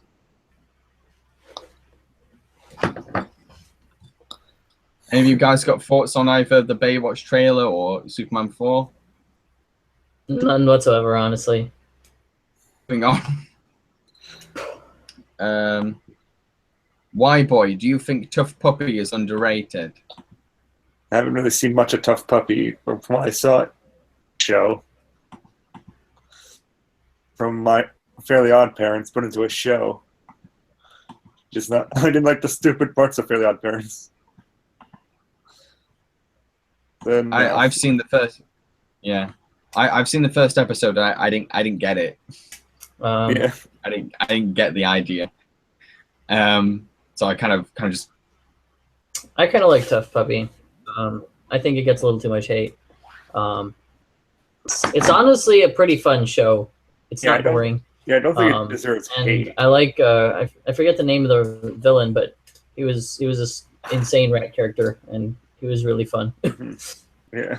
I wanted to see him like more in something like Danny Phantom, but hey, here's fun too. So another question is thoughts on Angry Video Game Nerd the movie.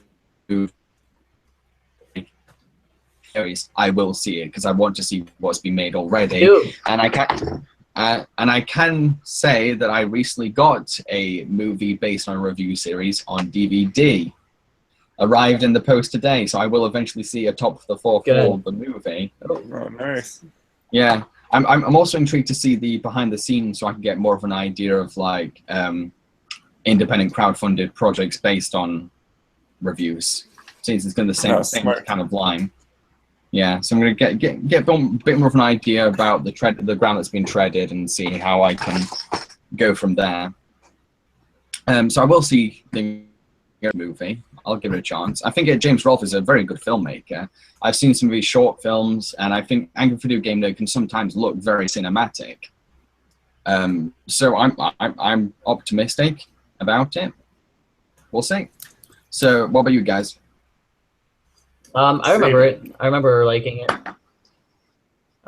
It was a fun movie and kind of review because it was one of those that didn't really take itself too seriously. And then the fact that they actually had like a quick actual review at the end of it, and broke it down, quick enough and simple enough. Was really nice to see. We'll see. I'll give it a chance. Yeah, it was nice.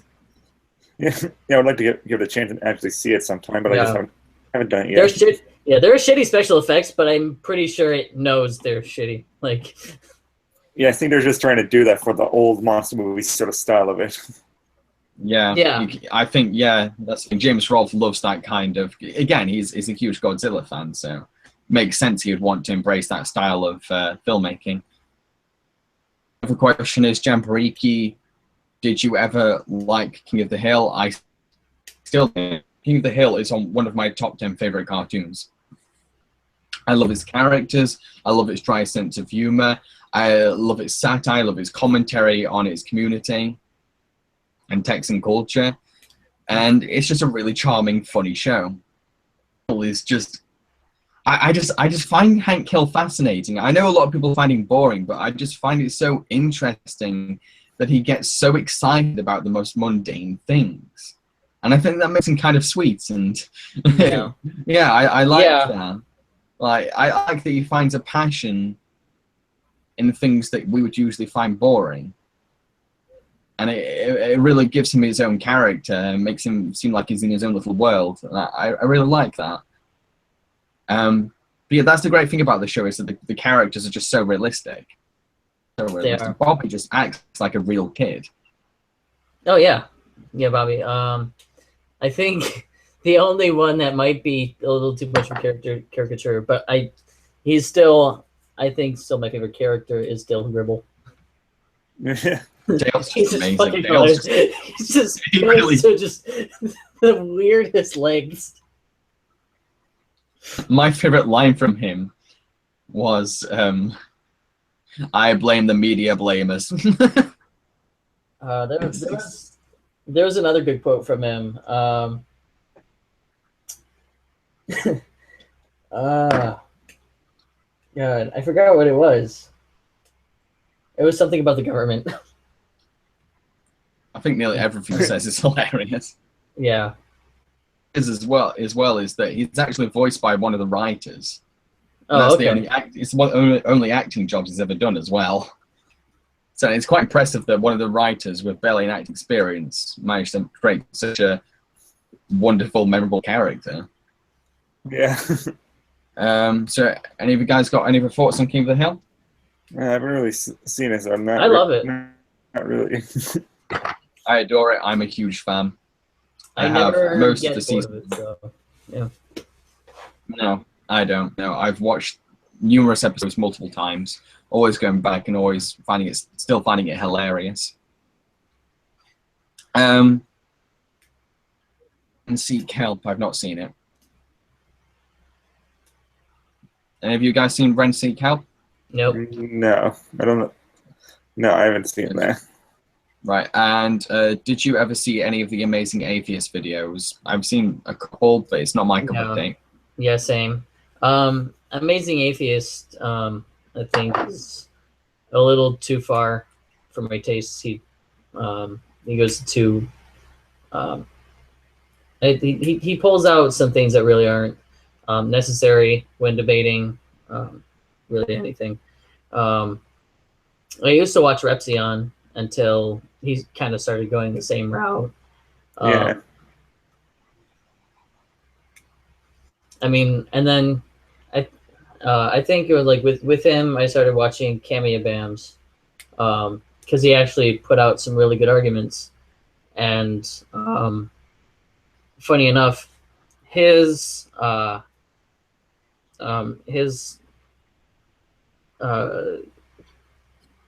speed in uploading is far slower, but Jonathan Pye has kind of come along and taken his spot. So I do love Jonathan Pye. Yeah. Definitely makes you think, and like I love that he's not entirely biased as well. Oh yeah. Yeah. Because like he does have a lot of bias, but I mean he says it, and yeah, he will. If he is biased, he will admit it, Yeah. and I do like that he's honest. And I mean, like he does, despite being strongly liberal, he does criticize politics at the same time, and I really respect that. Yeah. And that's coming from a liberal. Yeah. Yeah. So another question is, do you think iRank Gamer should get a movie? If he still has a fan base, I guess it's possible. I don't know. I've not really seen any of his videos, to be honest. Yeah. I didn't get into it. It just seemed like another angry video game nerd knockoff. I didn't get it. But if he's got an audience and his audience wants to fund a movie for him, just not my cup of tea. Yeah.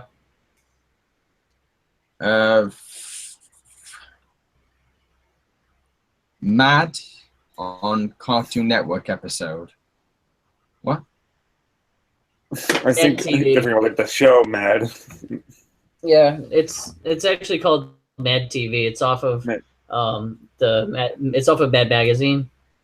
Yeah. Right. I think I've heard of it. Yeah, they started it in the 80s, and then it went on. I know of I know of Mad. It's referenced in Simpsons a lot, so I know of it. It's a very American kind of thing. So yeah, it's like our country with Beano and Dandy. I don't know what that stuff is. Exactly. You're just. I haven't seen a full episode. Well, you know how you guys have something called Dennis the Menace. So it's basically Dennis the Menace. No, we have something called Dennis the Menace as well. Oh, okay. We have Dennis the Menace too. It's about a naughty little boy called Dennis. Well, yeah, that's him. Yeah, we got that. Yeah, no, legitimate. They were made at the same time. Yeah. like they had the same titles and everything, but the thing was they weren't trying to imitate each other. It just coincidentally happened at the same time. Okay. It's really strange. But yeah, he's like the star of a comic book series called Beano. He also got his own TV show as well. Anyway, moving on. Jambareeqi and White Boy, which is better, Sesame Street or the Muppets? No. We do not answer that question. It is wrong. It is blasphemy against the great god of puppetry himself, Jim Henson. You do not disrespect him by comparing such amazing shows. No, I'm not answering that. Yeah, I'm fine with that answering that. They're both for different purposes. So it's not exactly. They both excel in their own ways. So yeah, no. Next question is Myanmar or Burma? Those are some nice words right there. I don't get it. Sorry. Thoughts on BBC Sherlock Series 4? I've not watched any of the series of Sherlock, to be honest. I've only seen the first episode. That was pretty okay. So yeah, Sherlock is pretty good. Really.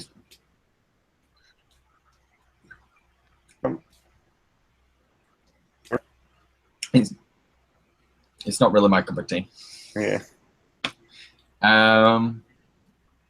Have you considered reviewing Angels in the Outfield with Danny Glover? Not really. Danny Glover was in Angels in the Outfield? Yeah. Interesting. Another question is, do you guys like Pee-wee Herman or Mr. Bean? Yeah, I love them both. I love those kind of characters. And I feel like I can resonate. This is just I've never seen either. Right? Listen, I can resonate with Pee-wee Herman and Mr. Bean because that's what I'm kind of like. I'm kind of clumsy. I'm kind of awkward. I've not grown up. So yeah, I do love those characters. I do see myself in them. And I will consider Pee-wee's Big Adventure to be a big inspiration for the Jambareeqi Reviews movie as well. Yeah. So what do you guys think of Pee-wee and Bean? I've never seen either. So, I mean, I kind of want to see Mr. Bean just to see what it's like to see Rowan Atkinson in such a different role than I usually see him in. It's really damn good. All right. The great thing about Mr. Bean is that it really embraces the fact that he can't talk that often, and Rowan Atkinson is so fantastic as a physical comedian. Okay. And the way he expresses his face and the way he does little gestures and exaggerates his body movements, just so damn good. There's some really funny moments in the show, and I love seeing. The great thing about them is just seeing how they escalate further and further and be making situations so worse. What do you think of the upcoming Beauty and the Beast live action movie? It looks pretty. That's it. It just looks like a pretty live action adaptation of the original film. Yeah. I'm kind of excited for it because I remember the Cinderella one, and that was really good. I love that one. So I'm hoping they bring that kind of, vibe to the table instead of just kind of doing shot for shot the original movie. Yeah. Scar or Gaston? Scar. Yes, Scar. Yeah, I just love Scar. I mean, like, I have my problems with him. Like, for example, once he gains power, he doesn't really do anything. But I love him from the first half of the film. I just love how deliciously campy he is, and I love that despite not having much dignity, he tries to go about with a sense of elegance, and I really like that. Mm-hmm. Yeah. Yeah, I'm gonna go with Scar because if you really think about it, Gaston was more of a fool than he even kind of made himself out to be. I mean, even on the surface. I wouldn't say Scar. Yeah. Well, yeah, Gaston. He convinced an entire town of people to go after this beast. But I mean, in that day and age, do you really have to do that much convincing? With Scar, he's convinced.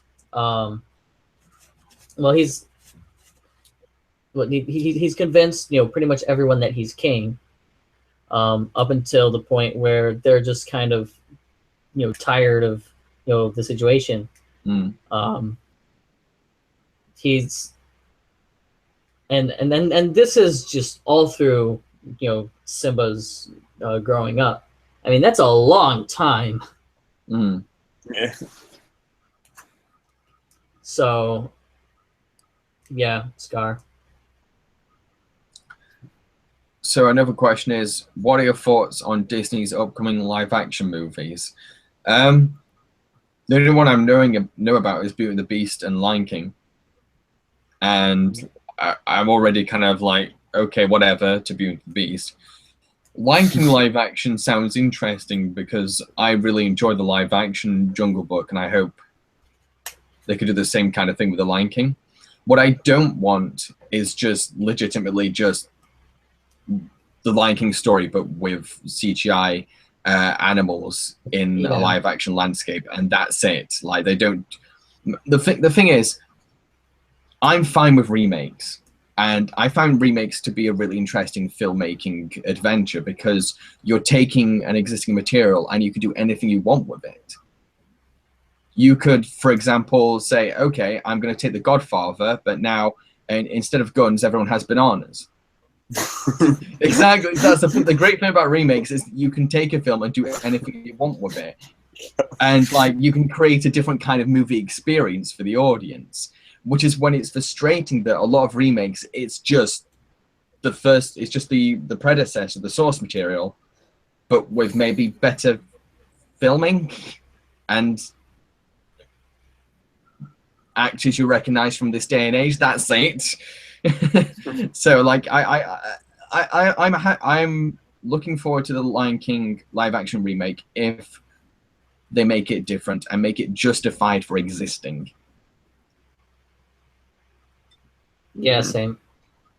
Yeah.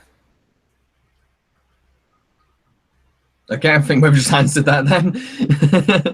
Yeah.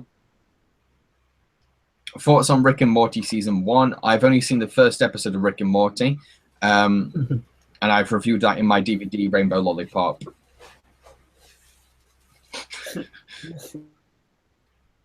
I love it. Any of you guys? I loved it. I'm really looking forward to the next season now. Yeah, I am so pumped for season 3. Both both the first and second seasons were wonderful. I think, I mean, especially the second one.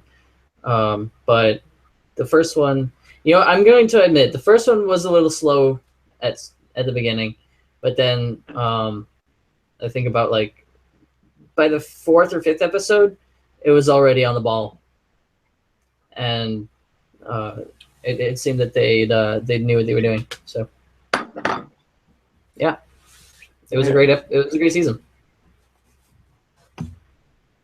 Okay, I think this is definitely a question for Y Boy. What are your thoughts on Scooby-Doo 2000 to 2004 and 2009 to 2010? Oh, wait, are these like the shows they're talking about, or movies that came out during that time? I honestly don't know. I don't know. It's a little bit too vague. 2002, 2004. The movies are going all over the place. The shows, around that time. Maybe it was Mr. Incorporated. Mr. Incorporated really good watching Scooby-Doo. It's just the new version of the old formula, so it's as good as you thought it was. So I don't really know what else I can say other than that.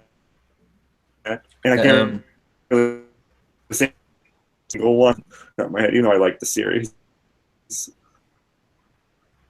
There's another Scooby-Doo question as well for Y Boy. Favorite Be Cool Scooby-Doo episode? Yeah, I just quickly patched that into the other one. It was just like I don't really know any of the episodes on top of my head, even though I really like the show. It's got a funny center to it, even though the character design is pretty bad. But it got some good funny moments in it. Right. If someone made a documentary movie about your life to play yourself, I think he means more on the lines of if it was a biographical film. Yeah. Playing me, some people say that I look like Jay Baruchel, so maybe him. I don't know. I don't know. I really can't think of anyone that would play me. All the comments I usually get are just on the drunk celebrities that I look like. So one of them. I think the only person who might have a good chance is Michael Cera. Just because, I mean, as evidenced in here, I can be pretty awkward. So. Yeah, I honestly can't think of anyone. It's mainly cartoon characters that I can think portray me rather than live action actors. Yeah, I can't remember actors' names. I can remember cartoon characters though. Do you guys like Mr. Plinkett? Thing is, I like his ambition. I like that he's done really long reviews of the Star Wars movies, and I want to sit down and watch them all. But I'm not really digging his voice that he's going for. It sounds a bit too like he's bored, and that's hard to connect with the review. It's hard to connect with what he's saying. It just sounds very unenthusiastic, and I get that's the point, but it just doesn't stick with me as a viewer. Yeah, I feel the same way. It's just not interesting to listen to. No, the thing is, he's trying to say interesting things, and I want to hear those things, but then I just get so bored of his dull, monotone voice. Yeah. And this is coming from someone who used to sound like that in a lot of his early videos. In my early videos, too. The biggest problem with my early videos, and even my mum pointed this out, you just stop doing that, is that I over-enunciated everything. I can't watch my old videos because I'm like, hello, my name is Jambareeqi, and I'm going to talk about this new movie. So yeah. Yeah. Even my mum was like, I was just stop it. Stop it. See, disappointment to everyone. Yeah. My mum had a really big part to play in the evolution of Jambareeqi, to be honest. Not only because she edited a lot of my early reviews for the scripts. She was a script editor for a lot of my early reviews, because I trusted her to look at the writing, because she's very highly educated and she has 2 degrees. So I was like, right, yeah, you can look over that and see what you think of that. But she was also the one that inspired me to start the Howdy Folks and Cheerio Folks, because I used to just go, hey guys, and my mum would go, that's so corny, stop saying that. I was like, I've got to stop annoying my mum. What should I say instead? And that's what the only reason I say those is just so my mum stops complaining. Oh, nice. Yeah, that's the same for when I started out. Like during my first episode, I was just like a cussing nostalgia critic rip off. I'm going to stop that right now. You can do something a whole lot better than that. And then I just started to go into a different direction with it. But that's just still the whole like, overacting. They try to be funny. Another question is, will you do a top 10 movies you hate but everyone else likes? Not really, because Doug Walker's kind of done that shtick already, and he even does convention panels on that idea. So, and there's not really many movies like that for me. There's probably just about 4 or 5, to be honest. Well, yeah, I want a variety of movies to get that sort of list going. Yeah, but what I am hoping to do soon is top 10 films that I've reviewed, the top 10 worst films I've reviewed. I'd love to do that soon. Oh, nice. Yeah, I might do it this week, actually. I'm considering doing it, no, not this week, next, maybe. I've got 1 free day off of work, so I might spend it doing that. We'll see. Very nice. Okay, another one is thoughts on Power Rangers movie from the 80s, but it was created in the 90s. I think it's more 90s. Yeah, I what? I'm sorry. If you mean the 90s movie, I've done a review on that, so you can go and check that out.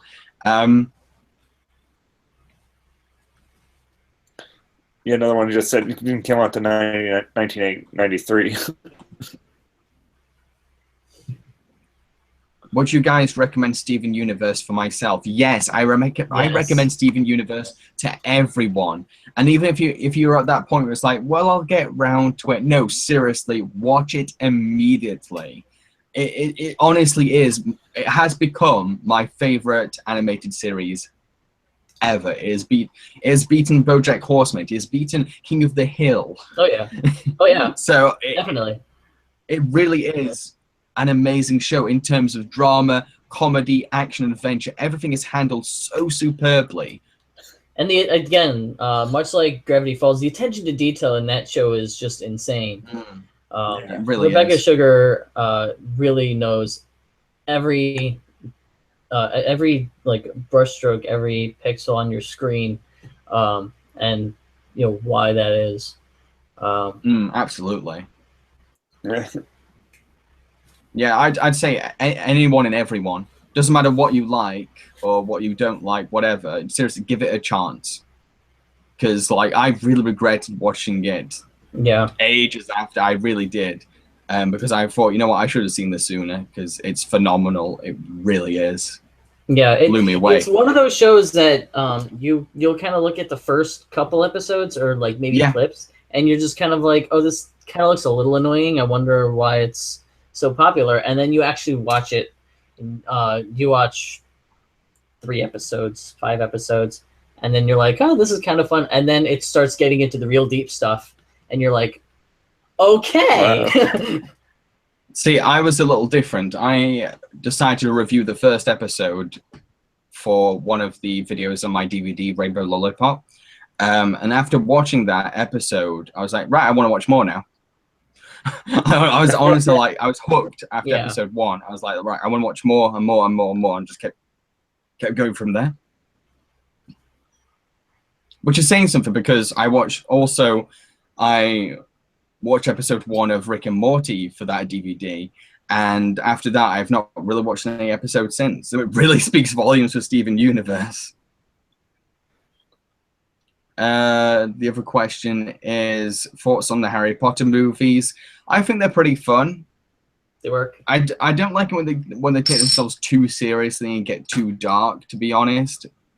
I like when they've got a good balance of like something. There's a level of dark tension, but it's also got a sense of humor, and that's why I'd say that Order of the Phoenix is my favorite one, because it is a great balance of those two things.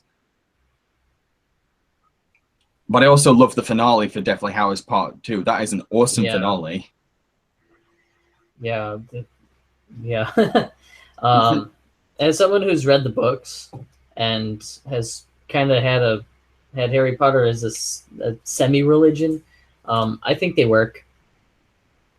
That's not to like poo-poo them or anything. I mean, of course, but I mean, they're exactly what I remember from the books, except maybe Peeves isn't in them. And there are a couple of the changes, but other than that, I mean, it's the same story. It's got the same messages that J.K. Rowling had meant to put in the books. So, yeah, they work. I haven't read a single one of the books or seen it in the movie, so can't comment. Right, okay. Another question is, do you think Seth MacFarlane and Fox will ever cancel Family Guy? Well, they've not really cancelled The Simpsons, and they're on bloody season 30. Do you think they're going to stop Family Guy? Yeah, no. And not to mention, South Park just finished season 20, so... Yeah. Well, here's the thing, right? Here's the thing. There is a story. Fox just wants to make cartoons about families, and that is 100% true. That is why they had barely interest in Futurama. And when Trey and Matt pitched South Park to Fox, they were like, well, we're not interested. It's not about a family like The Simpsons. So they're not going to cancel Family Guy and Simpsons anytime, because it's the stuff they want to make. Yeah. Thoughts on the Harold and Kumar movies? I've only seen the first one, and I kind of liked it. It was a decent stoner comedy. Gave me a few chuckles. I haven't seen no. Okay. Right. Thoughts on Nostalgia Critics clipless reviews? If I've seen the movie before, I enjoy the clipless review. If I haven't got a clue what he's talking about. Because the problem with Doug Walker is that I wouldn't say he's a very good storyteller. And he will kind of like drag things on and get distracted by slapstick. And so when he's trying to explain what's happening in the film, I don't know what he's on about. It doesn't work well because he's just not, he's not a great storyteller. So yeah, but at the same time, there is a charm to them. The idea that it's him and his mates getting together to reenact a film. I think as movie reenactments, they're charming. As reviews, they're kind of flawed.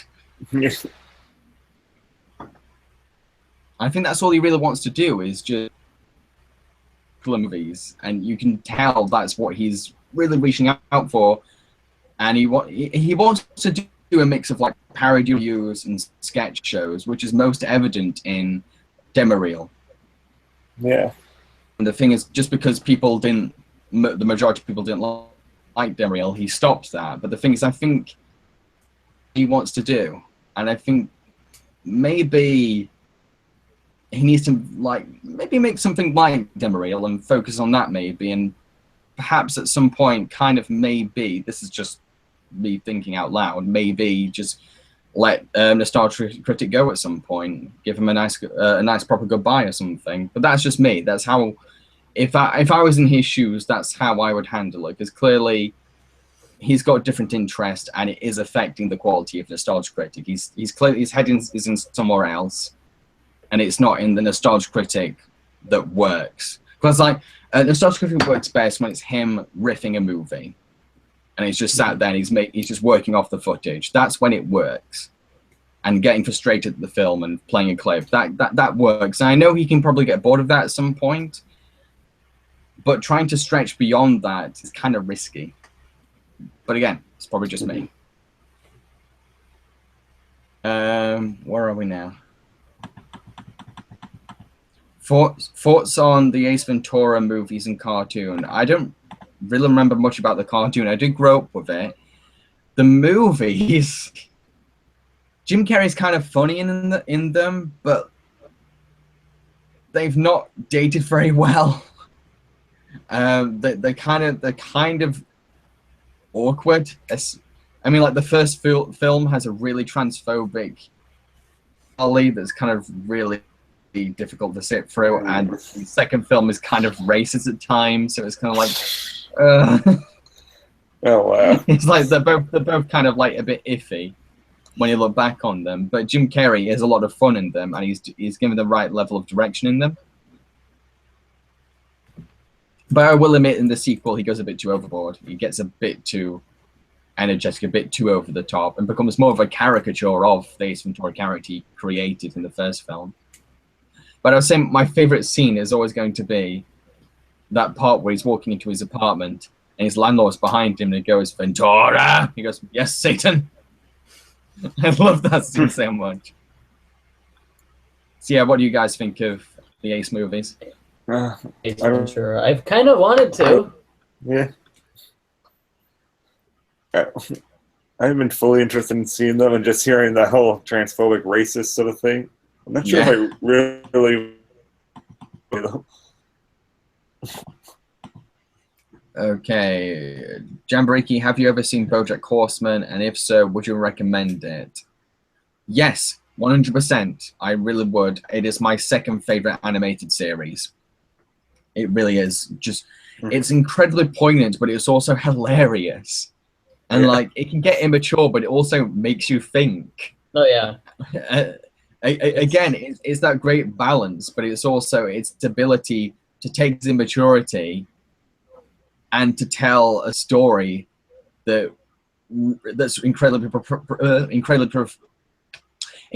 profound and poignant. Yeah, so I'd highly recommend it. It's a fantastic and if nothing series. else, I mean, just for the characters, because that show has they're all fast. Yeah, there's some of the funniest characters. Yeah, and they're all really well fleshed out as well. Like at first you think you know them, but as the show goes on, it's like wow, whoa, there's another side to this character that I didn't even consider. That they're far from one-dimensional. You really think you know them at first, but then as time goes on, you learn so much more. Oh yeah. I guess I really love Bojack Horseman, but just one thing that I have a real problem with, just something to do with the narrative. Like with the whole third season, it just felt like a sort of holding pattern sort of series. Like it was going through the same sort of issues that happened in the second season. Bojack to the same sort of conclusion. It's like there's no real progression into the story at all. I'm a little afraid it's going to keep being that as well. I'm a little nervous that like the next season and the season after it is just Bojack being miserable and that's it. Yep. Which I guess can work as a formula, but at the same time you can tell he's wanting to do a progressive narrative. So yeah, we need that progression, or it's not a progressive narrative at all. No. Another one is favorite scene in Finding Dory. That's hard. I love so many scenes in that film. I think I would choose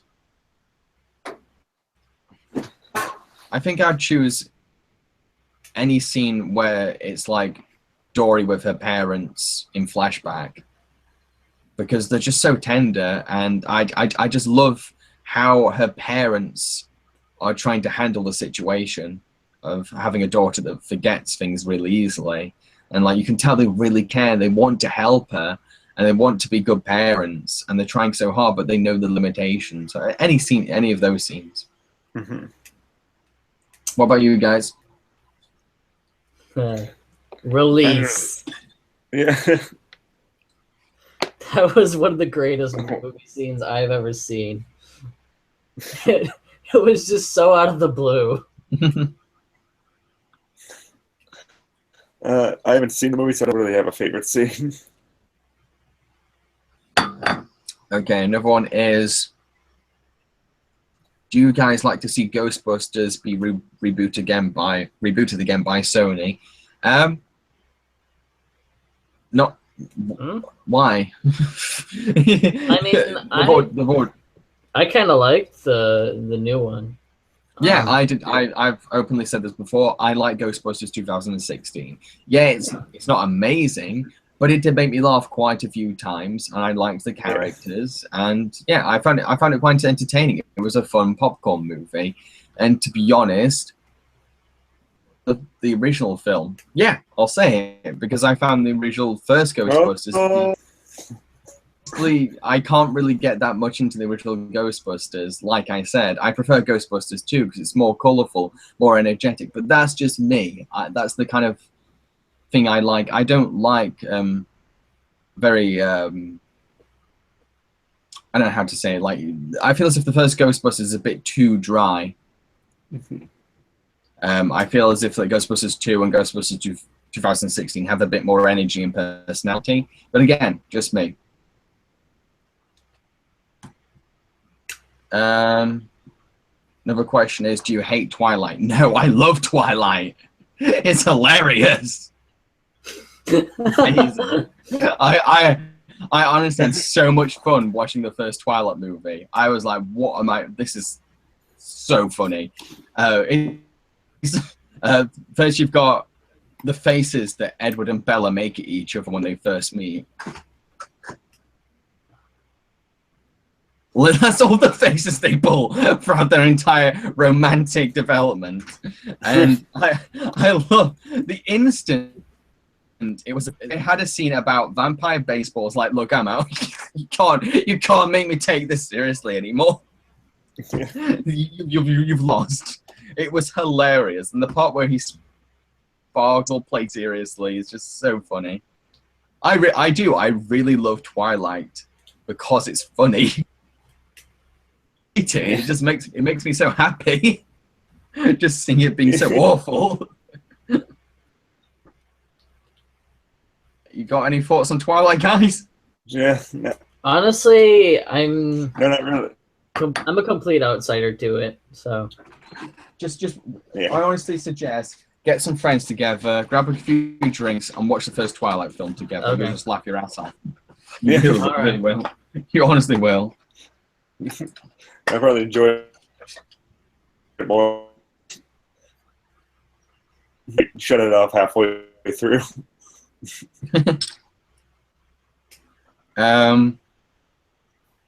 Thoughts on Scooby-Doo 2 and Monsters Unleashed?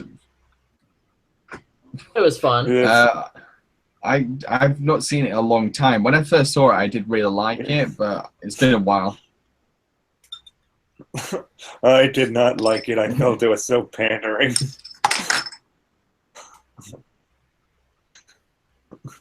One of my least favorite sequels. Wow. Another question is The Room or Troll 2. I've not seen either, and I want to. I want to see them back to back because I've seen documentaries on them. I've seen reviews of them, and I know it's going to be my cup of tea. So, but the thing is, it's one of those films where, again, I'd love to just get a bunch of friends together and watch it with. It's just finding the right time and the right atmosphere. I mean, I've seen The Room. It's it's what everyone says it is. I can't wait. I'm so excited. Yeah. Play the video game too. Really? That one's fun. The video game? The video game. Well, I know that the guy who played Mike, he is directing his movie starring Tom Wiseau. Oh yeah. Where he plays a mortician. Yeah. Oh he's yeah. playing a mortician. Right. I forgot about that. I forgot about that. Perfect. Yeah. So it looks like she should probably actually be the corpse, but yeah. Thoughts on Baywatch TV show? None. I didn't really get into it. I only know the theme song. That's it. Yeah, that's it for me. Yeah. Favorite Fairly Odd Parents episode? Oh, you are asking too much. Oh man, I can't think. Can't think of a specific one. Really, it's been too long. I mean, Channel Chasers is awesome, and so is Yeah, I was gonna say Channel Chasers. Yeah. Yeah. Man, there are just so many good ones.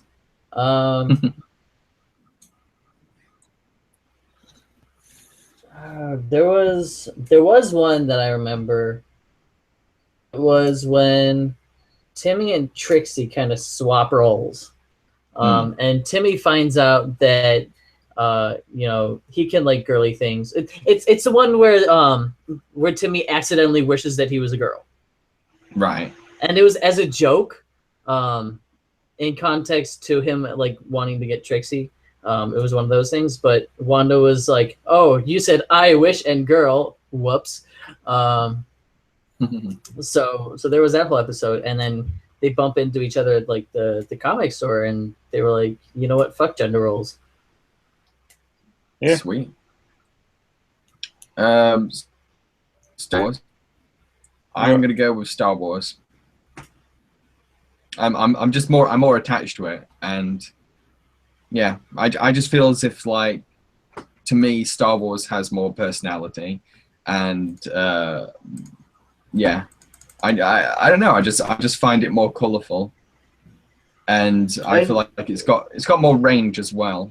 I feel as if with a lot of Star Trek incarnations, it's just the same thing. It's just people on a ship traveling, but with Star Wars, they go to there's all sorts of variety to it. It could be there's lots of things going on. It can focus on different kinds of characters in that universe. But that's just me, and I've not seen that much Star Trek compared to the Star Wars films.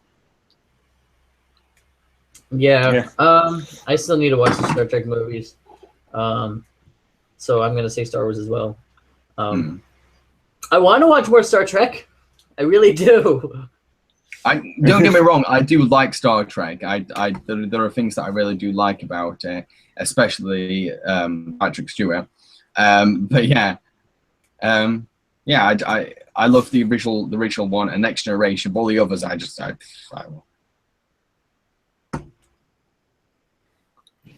haven't seen either of them, so. Okay, fine.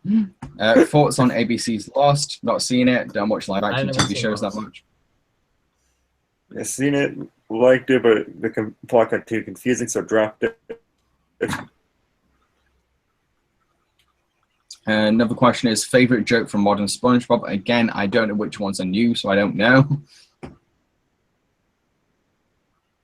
I can't think of the new jokes anyways either. Thoughts on Plan 9? It's hilarious. Anything by Edward D. Wood Jr. is absolutely hilarious.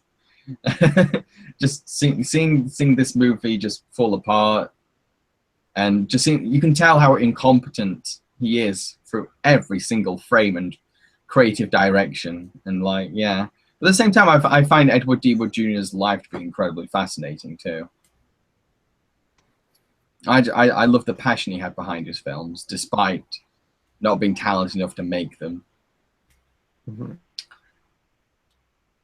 Favorite Disney movie and least favorite. Can't choose favorite. Honestly can't at this point. I feel like I need to revisit quite a lot of them to really make a justified decision. Least favorite will be Home on the Range, because it's just annoying and boring.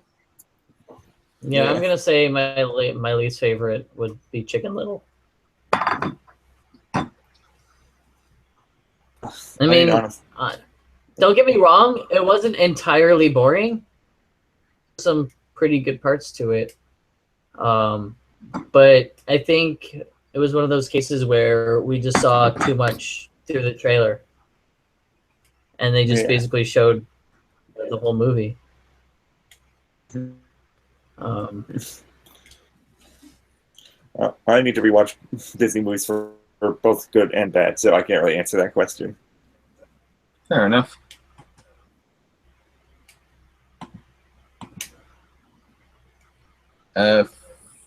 Tim Burton Batman or Joel Schumacher Batman? I guess it this depends for me. This depends entirely on what I'm after. If I'm in the mood for a legitimately serious Batman that's very cinematic and explores the Batman lore, then I'll go for Burton's take. If I want a good laugh and lots of fun, I watch the Schumacher films, and I do find them to be really fun because they're just so campy and silly and colourful, which is my taste. That's what I like. That's my cup of tea. I like silly, colourful, campy things, so I do like Schumacher's films. I recognise that they're not good movies, but I still find them entertaining. I forget the difference, so.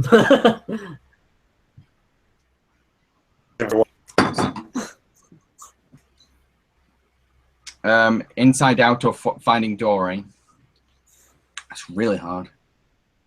That is a really hard one. I haven't seen. But I think I might have to go with Inside Out. Same. Yeah, I'm leaning towards more towards Inside Out, but it's kind of like that. Yeah. They're so close in quality. They're both really damn good films. And they both spoke to me as well. Yeah.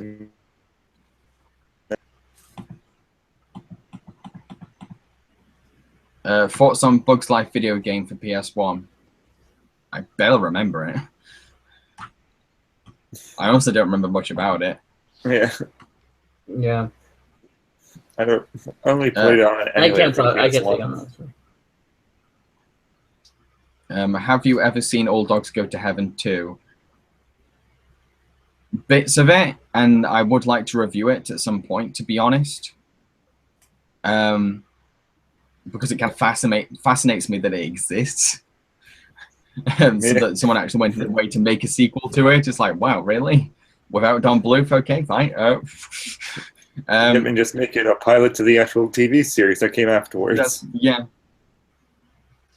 And the fact that it's got Charlie Sheen makes it even weirder. Tiger's blood. Yes, so I'm interested in probably doing that at some point. On the poll a few times, and hopefully someone will actually pick it. Since basically the beginning of Cartoon Corner too. Thoughts on Dragon Slayer games? Not played them, but I have helped fund the pitch for the Dragon Slayer movie. That's all I can really say about Dragon Slayer. How is that going along? I've never heard of it, so. I'm not sure. I've not really heard much since about that, to be honest.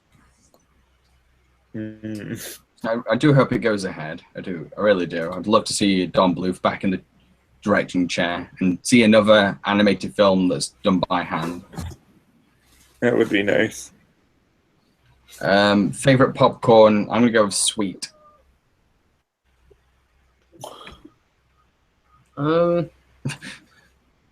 There used to be there's this popcorn at Regal Theaters, or because I'm in England, but and I know this is just their regular popcorn because someone who had worked there was able to take out an entire bag of it and bring it to class. That stuff was everything that popcorn should be.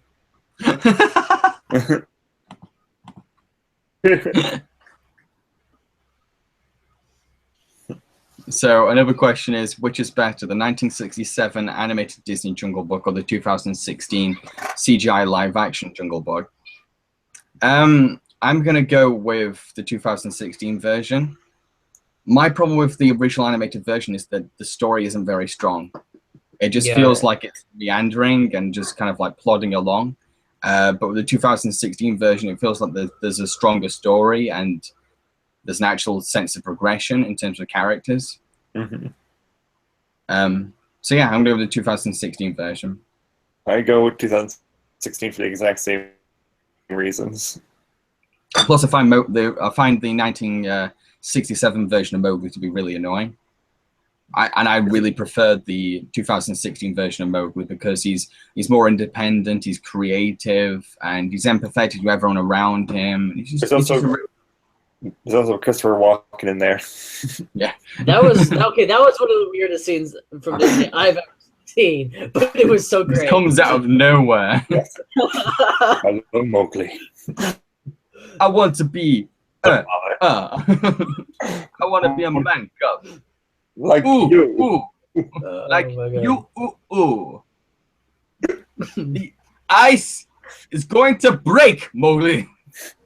Oh my god. Inside Out or Osmosis Jones in Inside Out? Inside Out. I'm gonna go with Inside Out. Don't get me wrong. I like Osmosis Jones. Again, one of those movies I think that gets too much hate. But if it's a competition between Inside Out, I'm sorry, Inside Out just completely annihilates it. Yeah, I love the animated scenes in Osmosis Jones. Can't stand the live action scenes. Yeah. But yeah, I'd say Inside Out is a much more superior film. Favorite angry video game nerd review has to be Rob the Robot, just because it gets so bloody crazy. Yeah. It just goes insane. I love that episode. But I like the trucks one. The what, sorry? The truck one. I forgot. Big Rigs. It was Big Rigs. That was good. That one had me in stitches. I also really liked the recent one he did with Kiefer Packard, where they're going for all the old virtual reality kind of like gadgets. Yeah. And like they've built their own set and they're just trashing it while trying to use it. I'll admit that like it's a bit over the top, and like that's what makes it so fun. I like the Dr. Jekyll and Mr. Hyde revisited review, which at the end was basically the cherry on the top that review that really encapsulated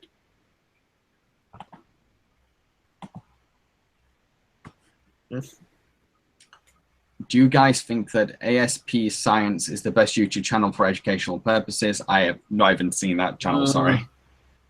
I guess, maybe. I don't know. Question. You're not the boss of me now. No. The boss of me now. And you're not so big. Life is unfair. Lost in Space Jam 2. Thoughts on Space Jam 2? As long as it's better than the first film, I'm happy. You say that's an Irish gamer. If they actually can they cast an actor? Can they actually cast an actor of the baseball player this time? Yeah. Please. Just make up a fucking sports player. Well, I don't even mind if it's a real sports player, just someone who can act. Yeah. That actually has personality on screen. Doesn't make me fall asleep. Thoughts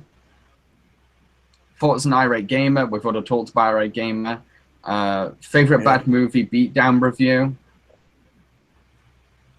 That's tough. I really like his Spy Kids 3 review. But he recently did a review of the Nutcracker Prince, that like in 3D, and like that was really funny, and like a lot of the observations made really good. Can't really think of any others that stick out.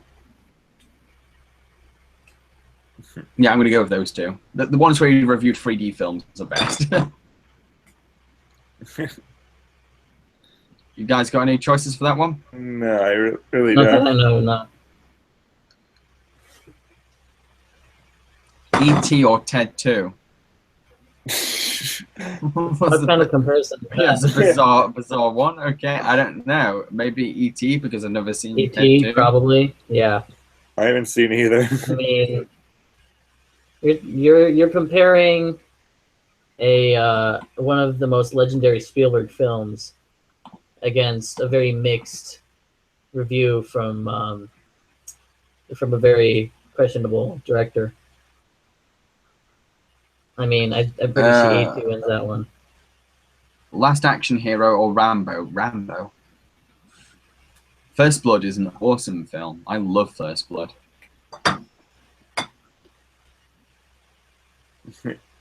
Any thoughts from you guys? I've never seen Rambo. I need to. First Blood is really it's really slick, really fun, really badass. I like it a lot.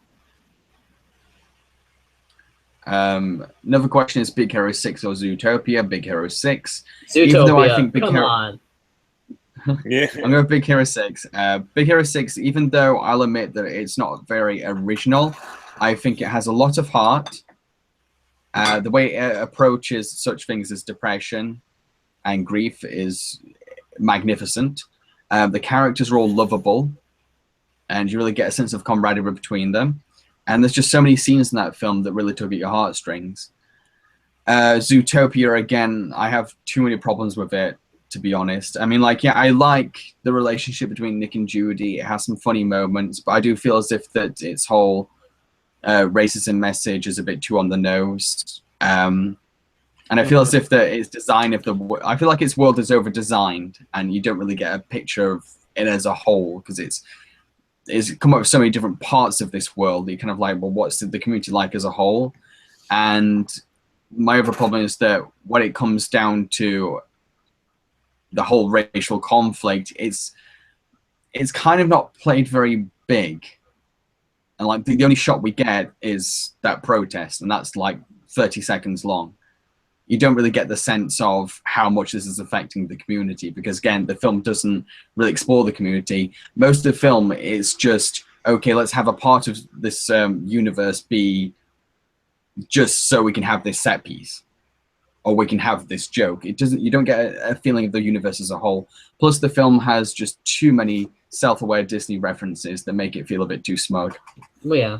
I'm going to disagree on that, on the whole community issue. I think it does actually, because there was that one criminal that kind of led them from point A to almost all the way up to Mr. Big, because we were trying to figure out what the deal was with this guy.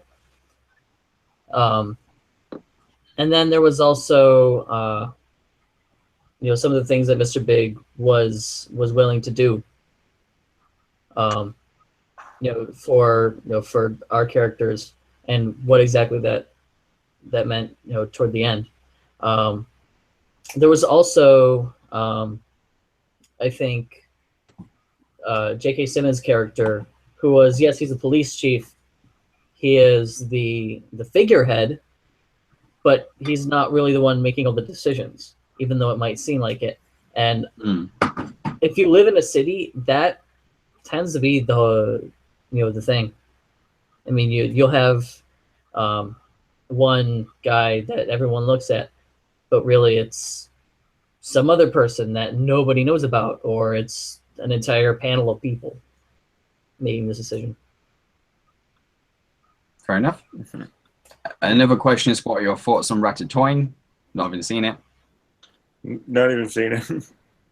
Oh, by the way, yeah, why? But which one do you prefer out of Zootopia and Big Hero 6? And I don't know. They're both pretty standard movies to me. I guess I would lean towards more Zootopia, as I would want to watch that again. Fair enough. So, any of you seen Ratatouille? I always thought people were saying Ratatouille, but misspelling it. Mockbuster. So I guess it's a totally different thing, and I'll have to check it out. So yeah. Frozen or the Snow Queen? I've not seen Snow Queen, so I can't really say. Yeah, I'm wondering if it's a trick question, because that's what Frozen was going to be called. Yeah, but it's not the Snow Queen. I read the Snow Queen book. It's nothing like Frozen. I'd say Frozen's a lot better than the Snow Queen book. 2016 or Biodome? Ghostbusters 2016. Yeah, I'll say that too. Thoughts on Baby Genius's movies? They look creepy and annoying. Yeah. Jambareeqi Y-Boy Ian, if you were the president of the USA and you had the power to get rid of any dumb holiday, what would it be? No, I won't get rid of any of them because there's going to be a community out there that appreciates the holiday, even if I don't like it. So whatever, go celebrate what you want. It's none of my business. If you want to celebrate, I don't know, freaking Tom Green Day, go for it. I'm gonna say I get rid of Columbus Day and replace it with Talk Like a Pirate Day. Actually, that's my birthday. Oh, awesome. Hey. I'll just take Ian's idea because I don't know any other holidays I'll get rid of. Don't take it away from me.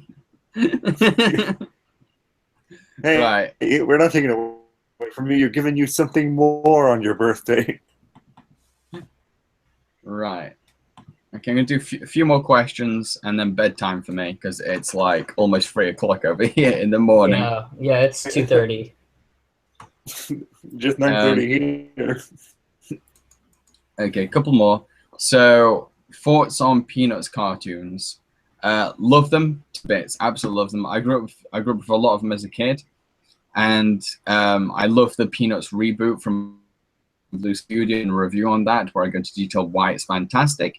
One of my favorite old school Peanuts animated movies has to be Race for Your Life, Charlie Brown, mainly because it has this brilliant, funny running gag where there's these bullies picking on the main characters all the time, and always has his blankie.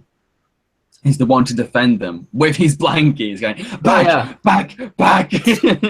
I love that. I do love how Linus's blanket is like kind of a security thing for him, but it's also a weapon. Like he does fight with it. It's awesome. Yeah. So yeah, what do you guys think of the Peanuts? Oh, they're great cartoons. I grew up with just the movies and such, and I love the animated Peanuts. Are we talking cartoons as in like the comic strips? I guess we can go for both, really. Yeah, the comic strips are great as well. The comic strips are fantastic. Yeah. All right. Yeah. Very thought-provoking. I've always loved Peanuts. My personal favorite is Great Pumpkin. I could watch that. I could watch that like now, and it would feel like Halloween. I mean, that's how wonderful it is. The other thing that I really love actually is the newer Peanuts movie. Just the what the different kinds of animation that they did in there, and mixing two different eras. You'd think it would be a huge problem, but no, it actually it added quite a bit to the atmosphere and the general feel of the movie. Yeah, I totally agree. Right. Okay. I think that should be the last one for now. Okay. Okay. Time to sleep. Well, okay. Well, happy 4,000 subscribers to you, Jambareeqi. Thank you. Yeah. Yep. Yay for 4,000. Sweet. Yeah. Thank you everyone who subscribed and helped me to get to this point. It means a lot. I'm really grateful, and the more subscribers I get, the more enthusiastic I get about doing this channel, because it helps me to know that I have a growing audience. So yeah, really awesome.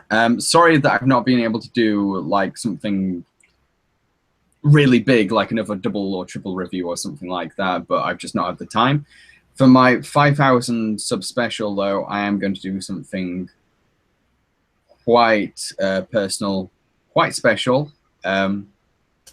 I do have an idea, and it's something I've wanted to do for a long time. You just have to wait for it, though. Okay. So, yeah, cheerio from me.